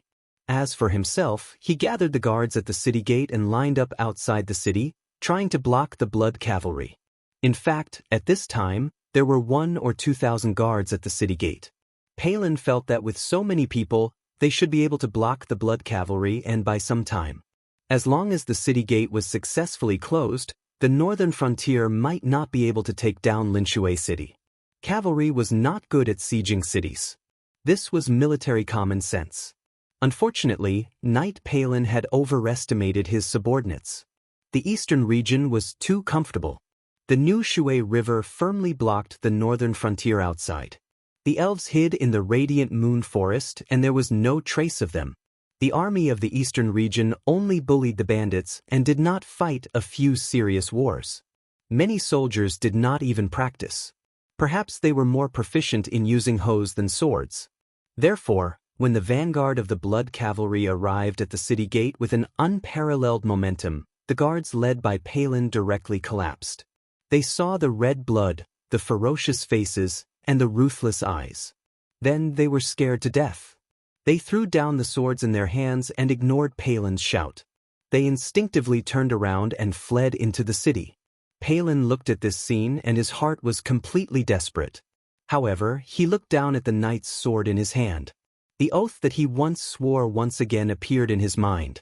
Then, this eastern region knight stood alone in front of Linshui City, facing the surging bloody cavalry alone, and roared loudly, "My lord, I'm going to kill you. Come on, northern frontier barbarians." Chapter 434. A silver light flashed, and a head flew against the wind. While tumbling in the air, the eyes on the head were still staring at the city gate that was still not closed. Sniff. The head fell to the ground. Palin Knight's consciousness finally began to slacken, and the last thought lingering in his mind was, Linshui City was finished. The Eastern Region Knight paid the price of his life, but he only delayed the Blood Cavalry for less than a second. The surging cavalry passed over his body and swept toward the open city gate. Inside the city gate, the guards had already fled, and no one dared to stop the fierce cavalry. Colin stopped in front of Palin Knight's body, with admiration and some regret in his eyes. If his head was not broken, Colin would try to turn this brave Eastern Region Knight into a blood slave, but now, it was certainly impossible. The blood race was not a zombie, and they could not come back from the dead. However, he did not leave the body here to be trampled on, but ordered the soldiers to collect it and bury it in the city's cemetery later. This was a real knight, and he deserved such treatment. Later, Colin followed the large army into the city. Even if he had expected the weakness of the Eastern Region army, the situation in the city still surprised Colin. The city's defenders could not organize a decent resistance at all. They were chased around the city by the Blood Cavalry like sheep. Even if there were some sporadic resistance, it was easily suppressed. One had to know that Linshui City was already considered one of the largest cities in this region, yet the city's garrison was actually like this. Moreover, Alfalfa City was too chaotic that night, and many Pegasus Navy escaped. They should have spread the news that the Blood Cavalry had crossed the river, but there was still no preparation here.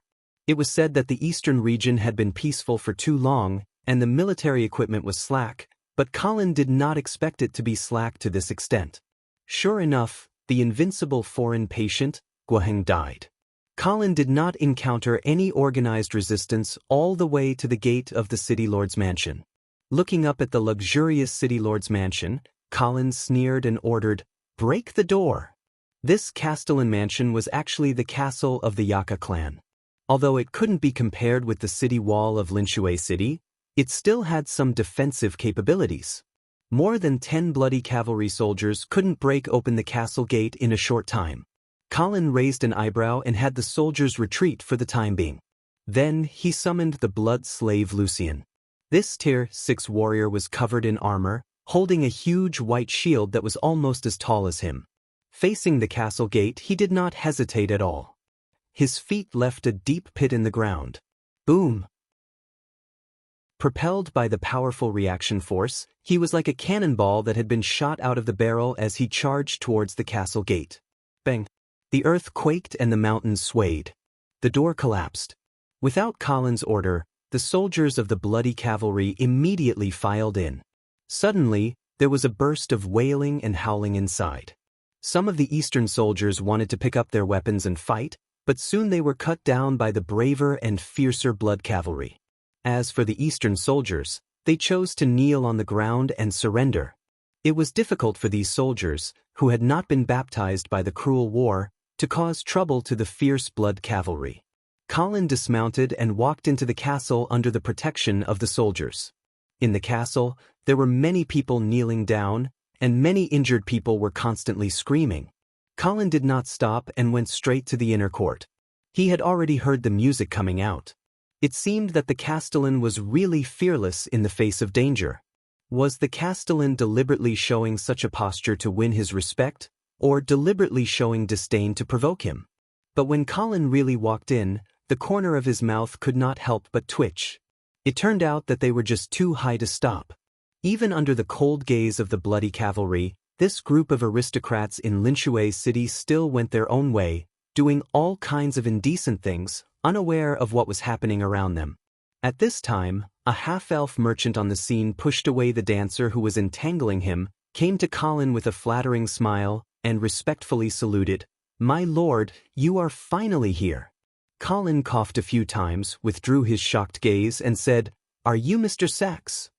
"Yes, the motorcade at the city gate was arranged by me. Are you satisfied?" Colin nodded, pointed to the obscene scene in front of him, and asked, "This is also arranged by you?" "Yes, my lord. I added hallucinogens in the wine, so they can't recover their consciousness for a while." Colin waved his hand in disgust and ordered the soldiers behind him, "Take them away, and come to see me when they wake up." After the hall was cleaned up, Colin sat down on the main seat. Sachs quickly asked the maid to serve the red wine. Of course, there was no added flavor. Colin just happened to be thirsty after a long journey. He drank it up, and then said to the half-elf merchant, "Mr. Sachs, I need your help." Sachs immediately replied, "My lord, please tell me what to do." In fact, in the half-elf business circle, Colin's reputation was very bad. Whether it was the forced low price of grain, or the establishment of the half-elf foreign trade company, these made the half-elf merchants very resistant. But the biggest problem of the merchant class was that they couldn't be united. As long as there were enough benefits, it was easy to divide and draw them in. Not to mention, now that Silvermoon City was firmly controlled by the northern frontier, coupled with the tragic end of the legendary half-elf merchant, Javier, most of the half-elf merchants had already recognized the reality and regarded Colin as a target to cling to. This Mr. Sachs was the vanguard and leader of these half-elf merchants. This time, by helping the blood cavalry to take down Linshui City, Sachs had completely joined the northern frontier's pirate ship. From now on, he could only rely on Colin's thigh. "I need you to help me collect the grain in the city. Of course, all the grain of the Yajia family will be collected. As for the commoners, collect half and leave the other half for them." "My lord, you are so kind. You even left half for the commoners of the eastern region." Colin smiled faintly and didn't explain. In fact, he did this because, on one hand, he didn't want to go too far. After all, it was always a bit unstylish to snatch grain from the commoners. But on the other hand, he actually didn't lack grain.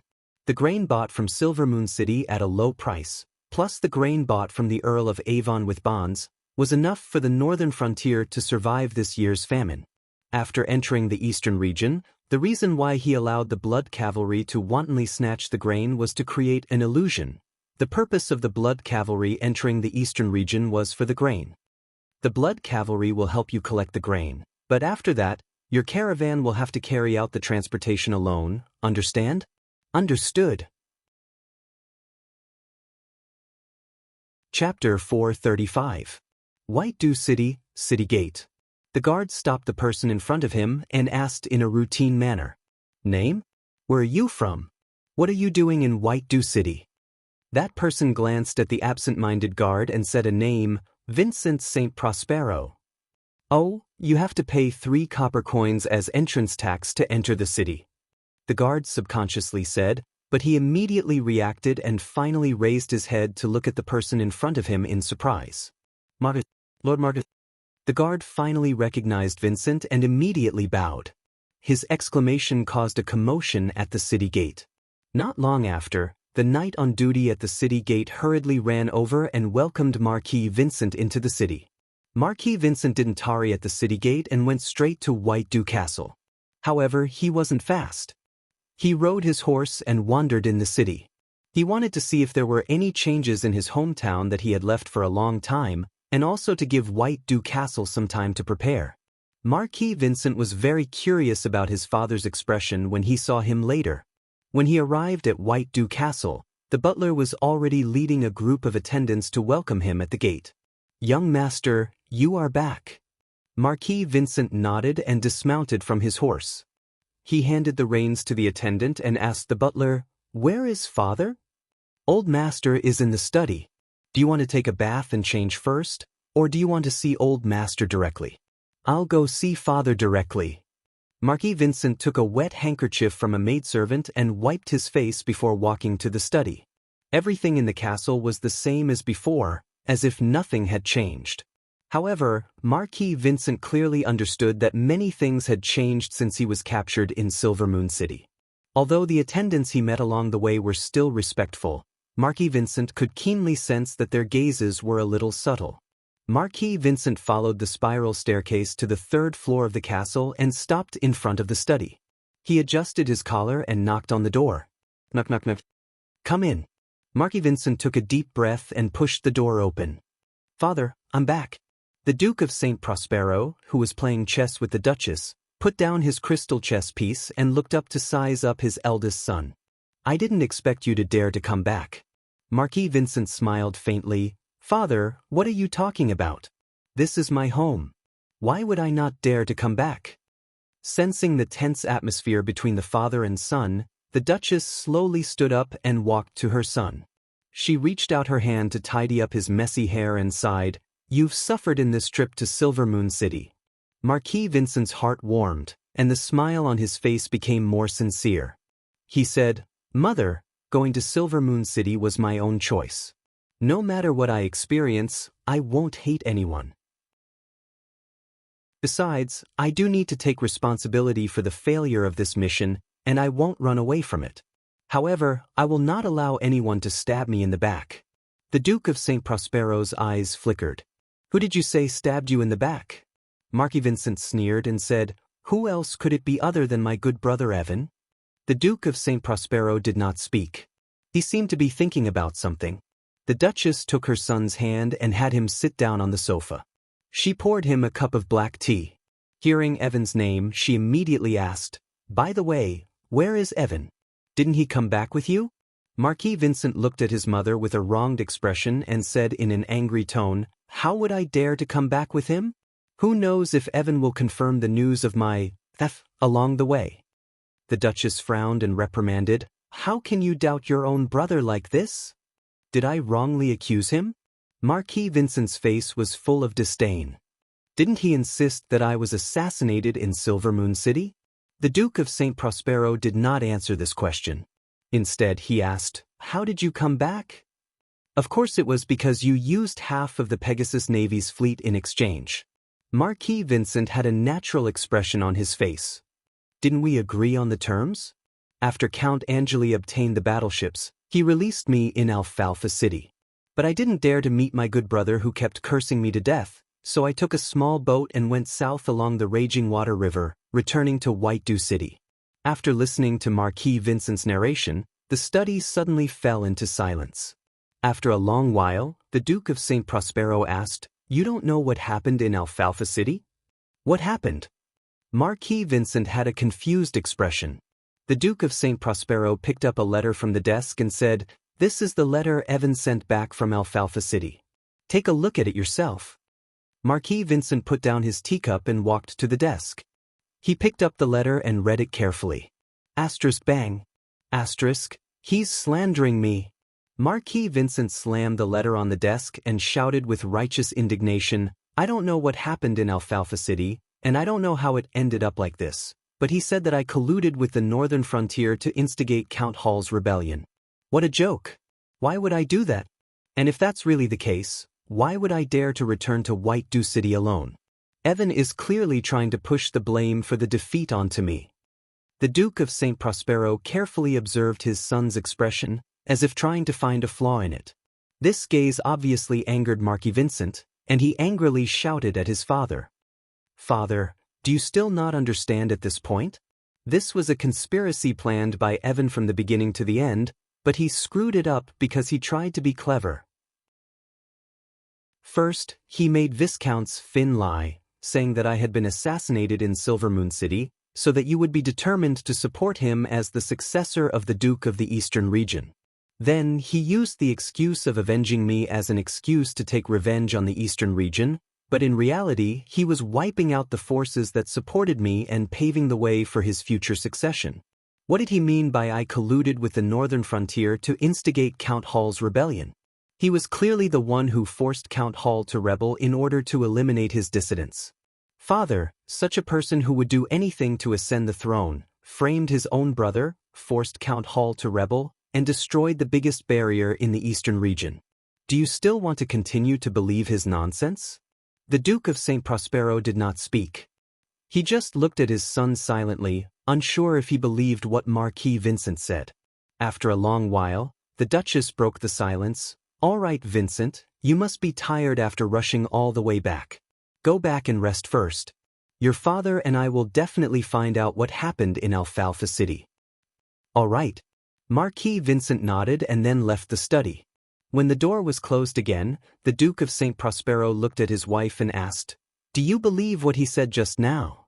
The Duchess shook her head and said, "No." Chapter 436. In the study, the Duke of St. Prospero looked at his wife and asked, "Why?" The Duchess smiled gently and said, "Intuition." The Duke of St. Prospero was speechless. Seeing this, the Duchess added, "We have too little information now. I can't make an accurate judgment of what happened in Alfalfa City just based on Vincent and Evan's one-sided statements. However, if I have to believe one of them, I would still choose to believe Evan." The Duke of St. Prospero raised his eyebrows and said, "Just based on your intuition?" The Duchess nodded seriously and explained further, "Did you notice that Vincent gave off a different vibe after coming back this time?" The Duke of St. Prospero thought for a moment and didn't seem to notice anything unusual. He asked, "What's different?" "I can't explain it clearly. I feel like he's a different person." The Duchess frowned and said, "But he didn't dare to confront you like this before. That attitude doesn't seem like something a captive who has just been redeemed after suffering a crushing defeat should have. I treated him like that before. He must have some resentment against me." "No, it's not resentment." The Duchess shook her head. "It's confidence." "Confidence?" "Yes, as if he knows we can't do anything to him." The Duke of St. Prospero laughed self-deprecatingly and said, "We really can't do anything to him. Now that Earl Hall has been forced to betray the Pegasus Navy, only Vincent has hope of pulling him back. If we don't want to lose the barrier on the New Shui River, we have to rely on Vincent." The Duchess deliberated and said, "But I feel that his confidence doesn't come from Earl Hall. What else could it be? Don't forget that before this trip to Silvermoon City, not only did Vincent have the support of Earl Hall, but most of the nobles in the eastern region, such as Earl Brugan and Viscount Orston, were also on his side. After Prince Lacy was banished, Evan had almost completely lost the chance to compete with him for the right of inheritance. Under such circumstances, Vincent doesn't have as much confidence as he does today." The Duke of St. Prospero rubbed his chin and seemed to understand what his wife meant. "You mean the northern frontier?" The Duchess nodded and said in a deep voice, "That's right. I don't know what kind of agreement Vincent made with Count Angeli, and what Count Angeli did to convince Vincent to cooperate with him. However, this was the most reasonable guess. After all, the news of Vincent's assassination was not made up by Evan. Viscount's finds had indeed found quite reliable evidence, and I had also confirmed this news in Silvermoon City through the Church of Glory's network. That's why we made up our mind to help Evan take over the throne, and we came up with a plan to take revenge on the northern frontier. But now, it seems that this whole thing was a trap set up by the northern frontier from the beginning to the end. And I'm afraid Vincent is also involved." The Duke of St. Prospero frowned. After thinking for a while, he asked doubtfully, "But why would Vincent cooperate with the northern frontier under such circumstances?" Although he failed again in Silvermoon City, Evan couldn't threaten his right to the throne because of Prince Rhy. He just had to wait patiently for us to redeem him. Why would he take the risk to cooperate with the northern frontier? Didn't he know that cooperating with the northern frontier would only make him a puppet in the hands of the House of St. Hilda in the future? The Duchess sighed and said, "This is also what I don't understand. That's why I said that I just intuitively feel that Vincent's words can't be trusted." The Duke of St. Prospero also had a headache and pressed the space between his eyebrows. He said, "We still know too little now. If only Evan or Viscount Fines came back." The Duchess walked behind the Duke of St. Prospero and slowly pressed his shoulder with her slender hand. The Duke of St. Prospero let out a long breath and seemed to be more comfortable. After a while, he said, "Now we have 3 things to deal with urgently. First, find Evan and hope that he hasn't been captured by that damn Colin Angeli. Second, find a way to contact Earl Hall and find out the reason for his rebellion and his current position. See if there's any hope of appeasing him and pulling him back. Third, find out the movements of the Blood Cavalry." The Duchess listened quietly and said, "Do you think that the Blood Cavalry will cross the river at this time? But hasn't the Senate already passed the war order issued by Emperor Reinhard? But it will take some time for the war order to be sent to White Dew City." The Duke of St. Prospero's eyes flashed. "I don't think that young Earl of the Northern Frontier will be willing to hide in Alfalfa City. But the Blood Cavalry only has 20,000 people. Is Colin Angeli still planning to rely on such a small number of people to conquer the Eastern Territory? It's hard to say." The Duke of St. Prospero's tone became extremely cautious. "This Earl Angeli sometimes does things in a bold and unpredictable way. I always think that he's a more dangerous enemy than Marquis Garcia." The Duchess smiled slightly and said, "You actually value him so much? If I remember correctly, this Earl Angeli seems to be only 22 years old, right?" "Yes, he's a young hero." The Duke of St. Prospero sighed and suddenly became somewhat dispirited. "In comparison, whether it's Vincent or Evan, they're too weak. To be honest, I'm tired of watching these 2 boys fight all day long. If it's possible, I don't want to give either of them the title of Duke of the Eastern Territory." The Duchess stopped kneading her hands and lightly hammered her husband's arm. It seemed that she was somewhat dissatisfied with him insulting her 2 sons like this. But then she smiled and said, "In fact, if you don't like Vincent and Evan, you have a 3rd choice." "You're talking about Anna?" The Duke of St. Prospero thought of his younger daughter and shook his head. "Anna won't do, she's too naive." "So what? She's already a 5th-rank knight, and I can see that she's already at the threshold of the 6th rank. I estimate that she'll advance in 1 or 2 years."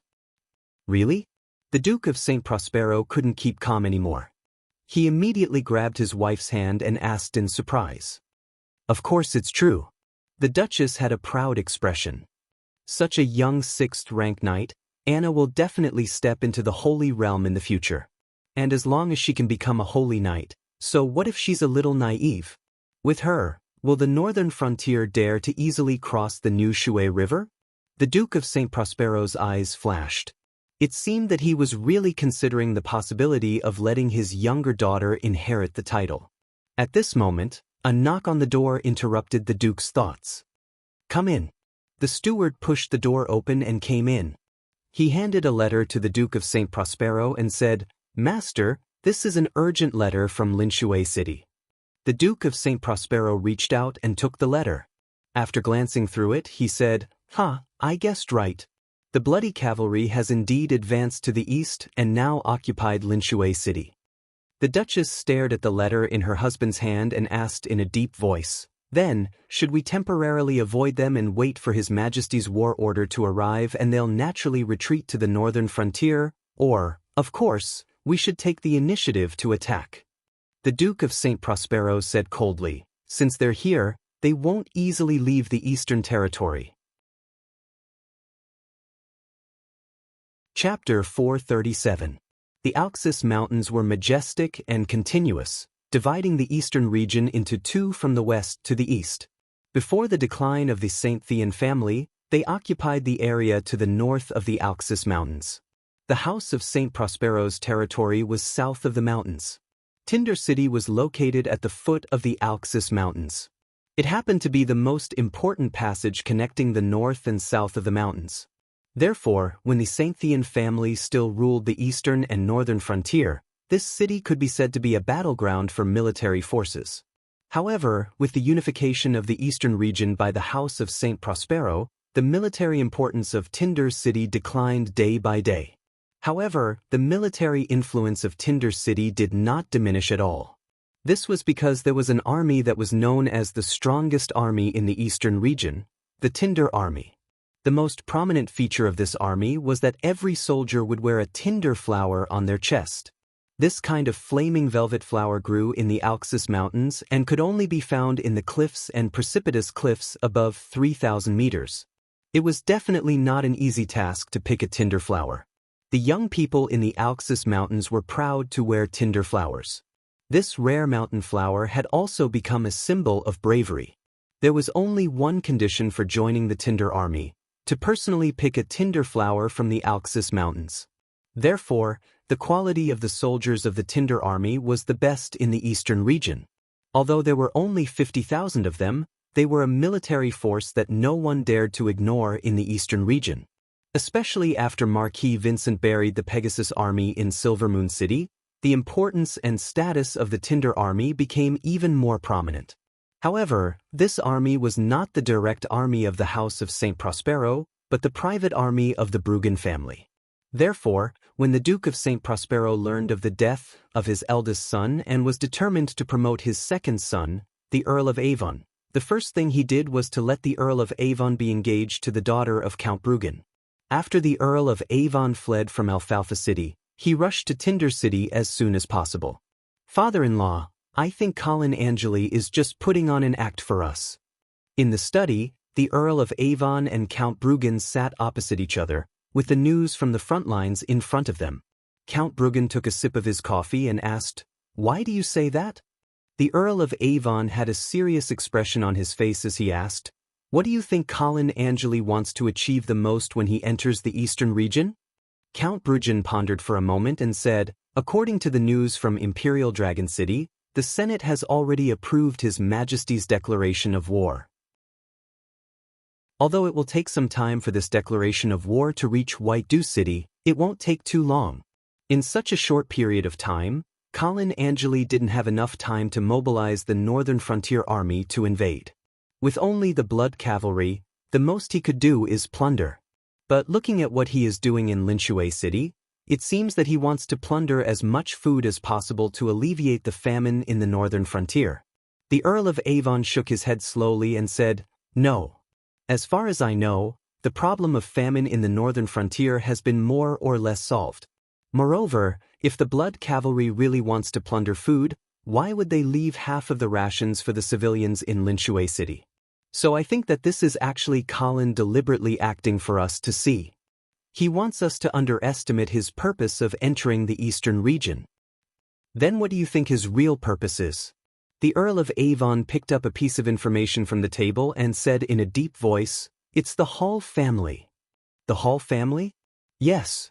The Earl of Avon said with certainty, "The Raging Water River is the biggest obstacle to the Northern Frontier Army's eastward advance. This time, Earl Hall led his army to rebel, and the Northern Frontier finally has a wonderful opportunity to control the Raging Water River.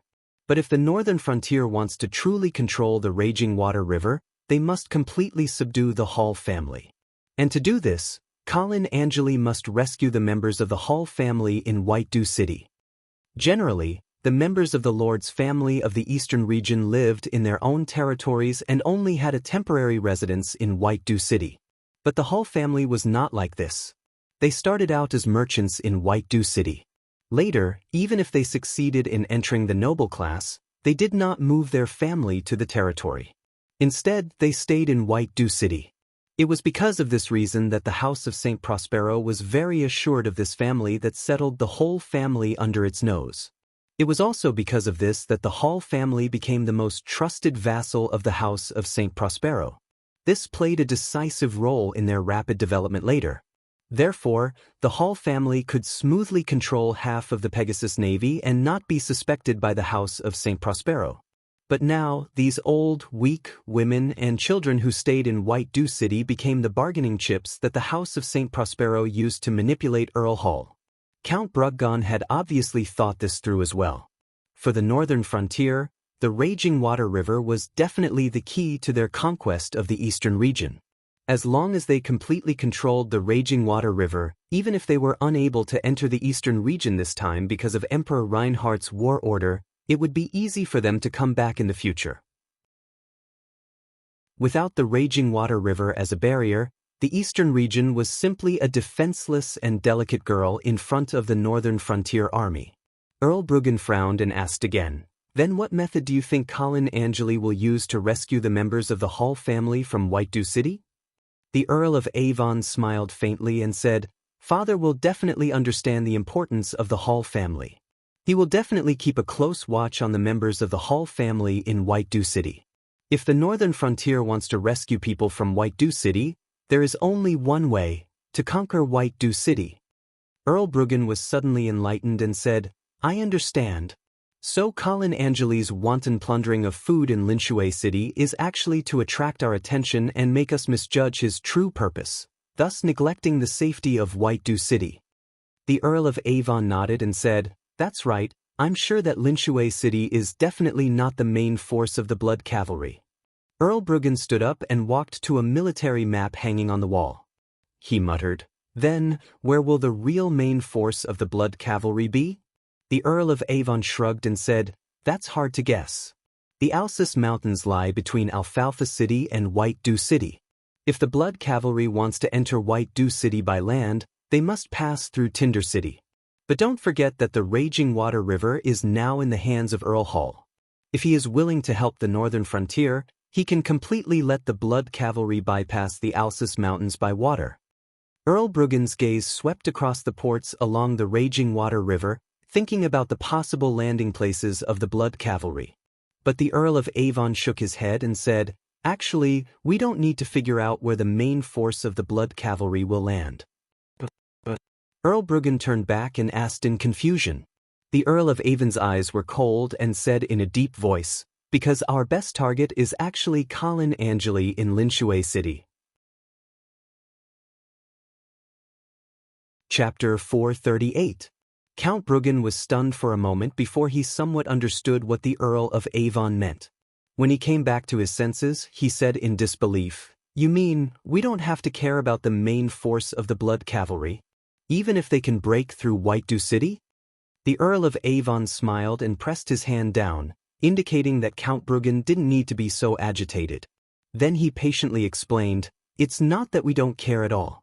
We can send a letter to White Dew City to remind Father to be careful of the Blood Cavalry that may arrive. Although the Blood Cavalry is invincible in the field, they won't be able to easily take down White Dew City if we are prepared. That's why I said that we don't have to worry about the main force of the Blood Cavalry. Our real target should actually be Colin Angelo in Linshui City. He used himself as bait to deceive our attention, but what if we can swallow this bait in one bite?" After hearing the Earl of Avon's words, Count Bruggen also became excited and excitedly paced back and forth in the study. He also realized that this was indeed an excellent opportunity. Count Bruggen certainly understood how important Colin Angelo was to the northern frontier. The husband of the Duke of St. Hilda, the guardian of the northern frontier, the commander of the Blood Cavalry. It could even be said that the order of the northern frontier was almost entirely maintained by Colin Angelo alone. And the half-elven kingdom, which was also Colin Angelo's back garden. Once this person became a captive of the eastern region, the crisis facing the eastern region would immediately be resolved. Count Bruggen stopped and seemed to have made up his mind. He looked back at the Earl of Avon with bright eyes and asked, "What's your plan?" The Earl of Avon smiled confidently and said, "Since the main force of the Blood Cavalry has gone to attack White Dew City, Colin Angelo definitely won't have many Blood Cavalry around him. However, he must be prepared to escape immediately if the situation is not right. The cavalry comes and goes like the wind. If he really wants to leave, it will be difficult to stop him. Therefore, if we want to catch this person, the most important thing is not to act rashly and alert the enemy. We must block all his escape routes and then launch a fatal blow to keep him in the eastern region. Count Brugen came to the map again and looked at the position facing Waterside City. He frowned and said, "But Waterside City's position isn't deep enough. It's only 2 or 3 days away from Alfalfa City. It'll be difficult for the Fire Velvet Army to cut off their retreat. No, the Fire Velvet Army must not be moved easily." The Earl of Avon immediately stopped him. "Father-in-law, the Fire Velvet Army is famous. The people of the northern frontier will definitely pay attention to it. As long as we show signs of leaving Fire Velvet City, Colin Angeli will definitely know that his plan has been seen through. If he retreats immediately, we won't be able to catch up with him even if we want to. What do you think we should do then? We need to gather all the lords around Linshui City and discuss a time to send troops together. Only by doing so can we form an airtight encirclement around Linshui City and trap Colin Angeli within." Count Brugen's frown deepened. "It's not easy to get the surrounding lords to send troops together.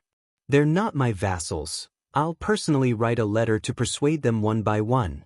The Earl of Avon immediately said, his tone full of determination and confidence. Count Brugen took a deep look at the Earl of Avon and nodded. "All right, then I'll wait for your good news." The Earl of Avon nodded and left the room swiftly without delay. Count Brugen watched his back disappear outside the door and fell into deep thought. "Father, do you think the Earl of Avon will succeed?" Suddenly, a cold and delicate female voice sounded in the study. Immediately after, a young woman came out from behind the bookshelf with a book in her hands. She was wearing a light green corset dress and her lustrous black hair was casually draped over her shoulders. She had a petite and exquisite figure, but her curves were graceful and well-coordinated. Her facial features were delicate but slightly tender. Coupled with her fair and moist skin, she was clearly a 16 or 17-year-old girl. She was young and immature, but already had a budding feeling. Count Brugen wasn't surprised by the appearance of the young lady. He only said in a helpless and doting tone, "Grace, why are you reading in there without making a sound?" Grace giggled and stretched her back. Her face was full of mischief. "I saw that Father and Evan were so engrossed in their conversation, so I didn't want to disturb you." Count Brugen smiled mischievously and said, "Is that so? I thought you couldn't help but want to secretly observe your fiancé?" A blush rose on Grace's fair and pretty face. She avoided her father's burning gaze and trotted to the chair behind the desk to sit down. She picked up the wax seal and played with it as she changed the topic. "Father, you still haven't answered my question just now." "What question?" Grace rolled her eyes adorably and had no choice but to repeat herself. "I asked you just now, do you think it's possible for the Earl of Avon to persuade the surrounding feudal lords to send troops to besiege Colin Angeli?" Count Brugen smiled and said, "That would depend on what promises the Earl of Avon can give them." Grace's bright eyes turned and asked again, "What about you, Father? If the Earl of Avon persuaded the surrounding feudal lords, would you mobilize the Flaming Velvet Army to help him besiege Colin Angeli?" This time, Count Brugen didn't answer immediately. Instead, he sat down opposite his daughter and asked with a smile, "If it were you, would you help him?" "Of course I would." The young girl pursed her lips and answered without hesitation. "You've already married your daughter to him. The Brugen family can only live or die together with the Earl of Avon." Count Brugen laughed and said, "Why do I hear so much resentment in your words?" Grace puffed up her cheeks and said angrily, "When the Duke of St. Prospero sent a letter asking for a marriage alliance with us, I reminded you not to be in a hurry to take a side, but you didn't listen.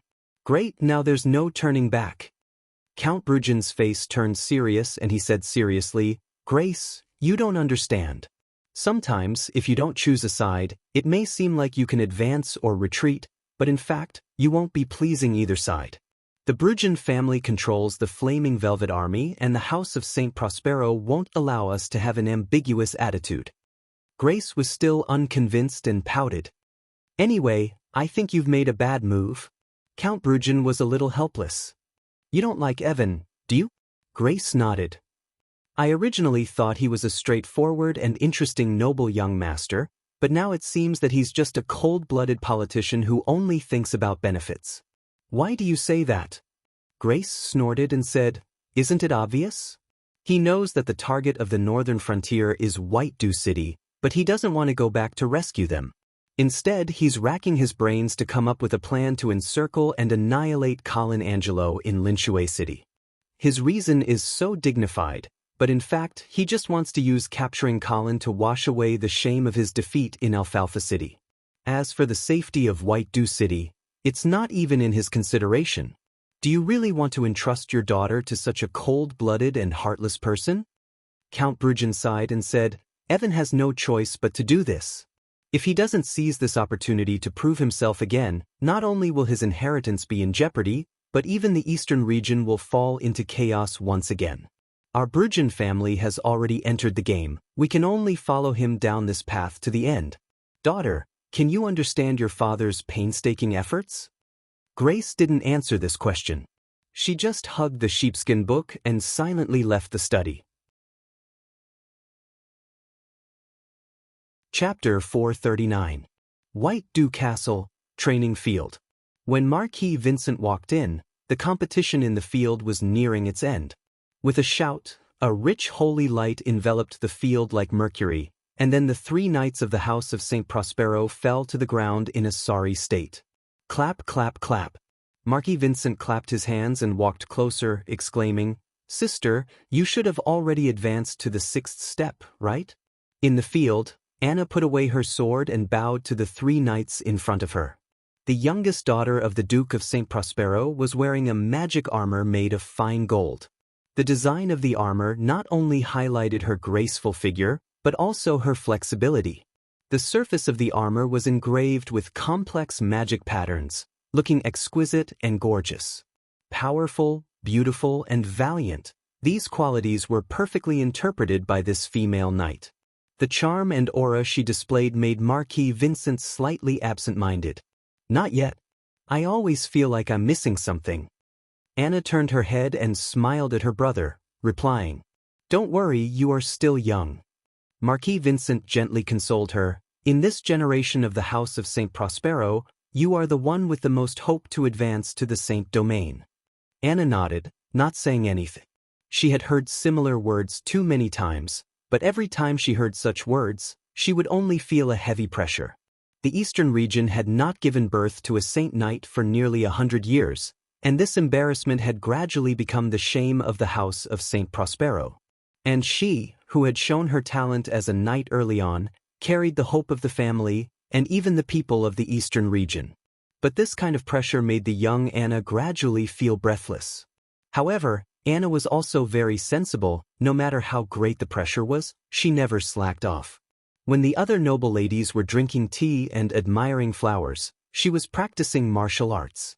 When the other noble ladies were dressing up and wearing beautiful dresses, she was always wearing armor. She understood that she could not let down the expectations of her family, she could not waste her talent, but she also hoped that someone could understand her and not only see her as a tool to achieve the revival of her family. Therefore, Anna thought of someone else when she heard Marquis Vincent's encouraging words. The only person in the House of St. Prospero who had never said such words to her was her second brother, the Earl of Avon. Not only had the Earl of Avon never said anything like that to Anna, but he also often dragged her around to play. Although the Duke of St. Prospero had repeatedly reprimanded his second son and warned him not to disturb Anna's training, Anna liked this kind of indulgence because it greatly relieved her psychological pressure. Therefore, Anna and Evan had always been very close. When the Earl of Avon was ordered to go to Silver Moon City, Anna had sneaked out with him. However, after she returned, the Duke of St. Prospero placed her under house arrest. After such a long time, Anna's young heart had long been restless, and coupled with the fact that she had encountered a bottleneck on the path of martial arts, Anna could not help but ask, "Brother, is there still no news of Evan?" Marquis Vincent shook his head and said, "Not yet. However, I can roughly guess where he is now." But Anna's eyes lit up and she quickly asked. Marquis Vincent smiled and said, "Tinder City." "Tinder City?" Anna thought carefully and seemed to have reacted. "Then when will he come back?" "I don't know." Marquis Vincent shrugged. Anna was a little disappointed, but there was a hint of restlessness hidden in the depths of her eyes. Marquis Vincent seemed to have caught this hint of restlessness and immediately reminded her, "Don't think of running out to find him. Otherwise, if Father finds out, who knows how long you will be locked up again." "I won't," Anna said with a little guilty conscience. Marquis Vincent seemed to believe her. He nodded and turned to leave the martial arts field. He went all the way back to his residence. As soon as he entered the door, he saw a small figure running towards him with unsteady steps. "Father!" Marquis Vincent smiled and picked up his son, kissed him a few times, and reached out to scratch under his armpits for a while, causing the little guy to giggle and beg for mercy. The Marquise looked at this warm scene with a smile on her face, but the worry in her eyes could not be concealed. Marquis Vincent walked over and kissed his wife's forehead, then ordered the maids in the room, "All of you are dismissed." The Marquise seemed to have realized something. After the maids left, she could not help but ask, "Vincent, is there news of Father?" The Marquise's so-called father was Count Hull. During this period, the Marquise had been living in fear. Although there was no conclusion as to what had happened in Alfalfa City, some bad rumors had already spread in White Dew City. Moreover, the Hull family's sudden betrayal and destruction of the House of St. Prospero's fleet was an undeniable fact. The reason why the Duke of St. Prospero had not convicted the Hull family was mainly because he was afraid of the Hull family's fleet.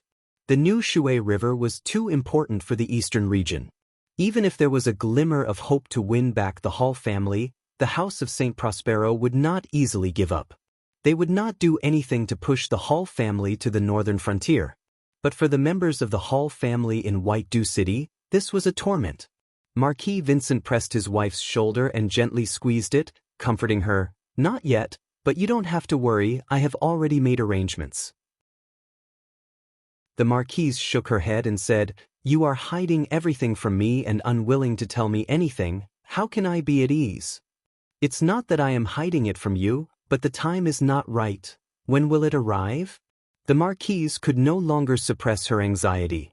So, Marquis Vincent put his son back in his wife's arms and whispered in her ear, "I hope you can go back to the Hull Manor tonight and tell your family that if a knight in red armor comes looking for you, immediately follow him."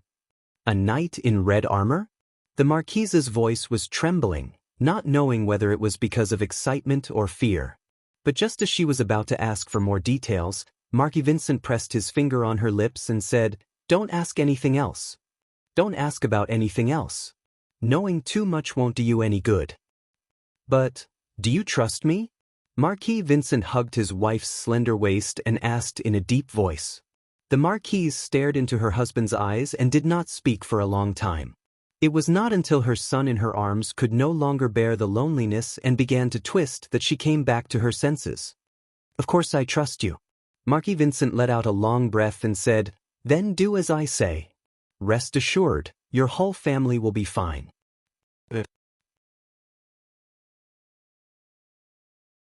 Chapter 440. Linshui City. It was late at night. Dozens of candles illuminated the study room. Military reports kept coming in, but Colin didn't read them. Instead, he let them pile up on the desk. Looking at the leisurely Colin, Prince Harrison couldn't help but ask, "Teacher, why aren't you dealing with these military reports?" "There's no hurry." Colin held an old sheepskin book in his hand and read it with great interest. Prince Harrison leaned over to take a look. It was a book titled Radiant Empire's Eastern Aristocratic Heraldry. Studying the Eastern Aristocratic Heraldry at this time? Prince Harrison was a little speechless, but he didn't dare to express it. He could only ask in an inquiring tone, "Teacher, can I take a look at these military reports?" "Sure," Colin said without raising his head. Prince Harrison came to the desk, fiddled with the candlesticks, and then used the candlelight to read the military reports that had been sent over. Princess Judy was also in the study room, but she had fallen asleep on the sofa. Colin was worried that she would catch a cold, so he called the maid to carry her back to her room. The study room was quiet again. Only the soft sound of flipping books and the light sound of burning candles could be heard. Prince Harrison looked at the military reports, and the more he read, the more apprehensive he became. He couldn't help but raise his head to look at his teacher, but he saw that he still had that leisurely look on his face. It seemed that he was really interested in the Eastern aristocratic heraldry. He wanted to speak several times, but when he saw how focused Colin was, he swallowed the words that were about to come out of his mouth. Then he anxiously scratched his ears and cheeks, fidgeting. Seemingly noticing Prince Harrison's movements, Colin asked with a smile, "What's wrong?" Prince Harrison hurriedly said, "Teacher, we're surrounded." "Is that so?" Colin still had that leisurely look on his face, as if he wasn't worried at all. Perhaps this calmness infected Prince Harrison, for he also calmed down from his anxiety. However, he still picked up a simple map, ran to Colin's side, and spread it out. Then he gestured on it and explained. "Teacher, Linshui City is here. Alfalfa City is to the west of us, but now, there are already 3 armies from the eastern region. According to the military report, there are an estimated 60 to 70,000 soldiers. Moreover, we have a cavalry in the north. I estimate that there are no less than 20,000 of them." "Cavalry?" Colin chuckled. "Is there still cavalry in the eastern region?" "The cavalry of the eastern region can't be compared with the cavalry of the northern frontier, let alone the bloody cavalry." "But teacher, we are in the eastern region after all. Wouldn't a lone army deep in the enemy's territory be most afraid of being surrounded? Am I already surrounded?" Colin raised his eyebrows. "Almost there." Seeing that Colin was still as lazy as ever, Prince Harrison began to panic again. "Teacher, you see we'll only get further and further to the east, and there's the Alsace mountain range to the south. Unless we can take down Tinder City, it's a dead end. Therefore, before this encirclement is completely closed, you'd better quickly gather the bloody cavalry and lead the army to break out." "Gather the bloody cavalry?" "Yes. I think there are only about 3,000 bloody cavalry in the city now. The rest of the troops should be scattered around, right?" "They're not here." Not here?" Prince Harrison was stunned. Obviously, he didn't expect to get such an answer. Then where is the main force of the bloody cavalry?" Colin turned a page of the book and said lightly, "At this moment, they should have landed at a port in the south of the Alsace mountain range." Prince Harrison opened his mouth wide and looked at his teacher in disbelief. It seemed that he didn't know what to say. "Scared?" Colin looked at Prince Harrison, who was scared out of his wits, and joked. In fact, Colin didn't plan to bring Prince Harrison and Princess Judy with him when he led the army into the eastern region. However, he couldn't stop the 2 of them from making a fuss, so he brought along these 2 burdens. In the beginning, Prince Harrison thought it was just a looting trip of the bloody cavalry. They would rob something near Alfalfa City, and then quickly evacuate. Because the invasion of the orcs was imminent, although the northern frontier controlled the new Shui River, they couldn't march into the eastern region. Therefore, the bloody cavalry couldn't go deep alone at this time. But now, it seemed that this was not the case.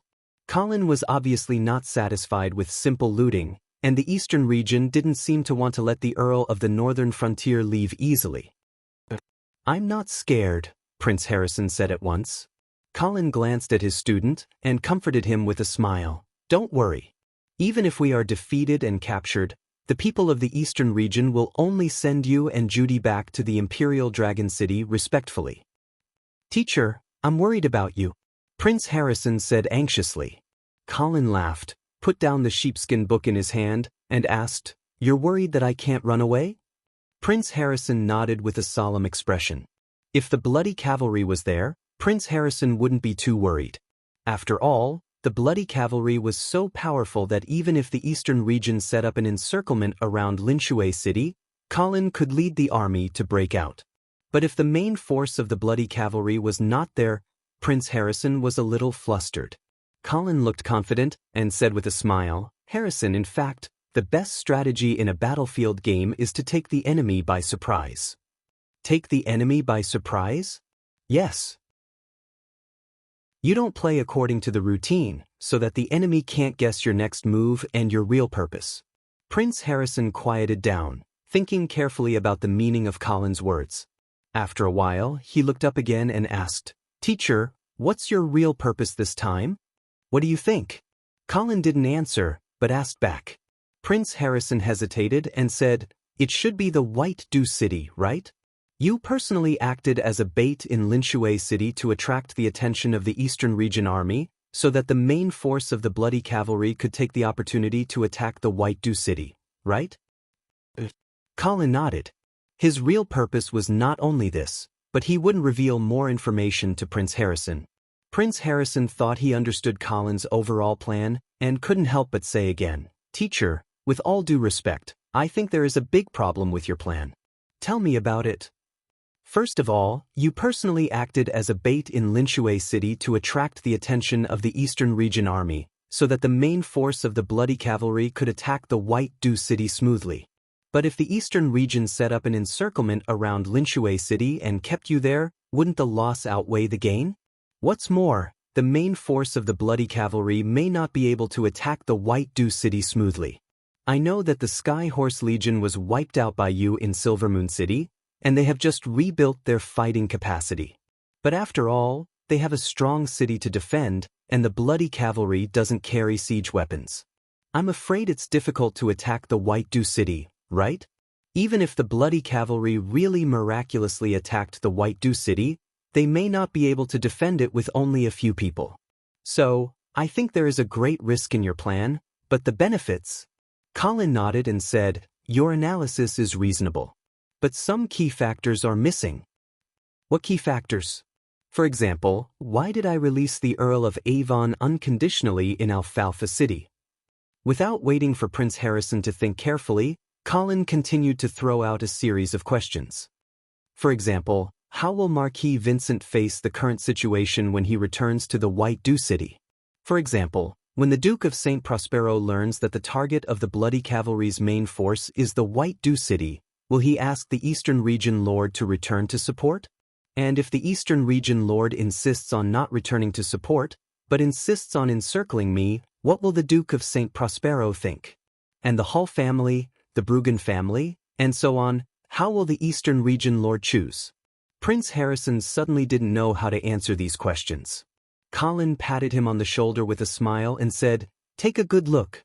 The real battlefield is chaotic and complicated, and it changes rapidly.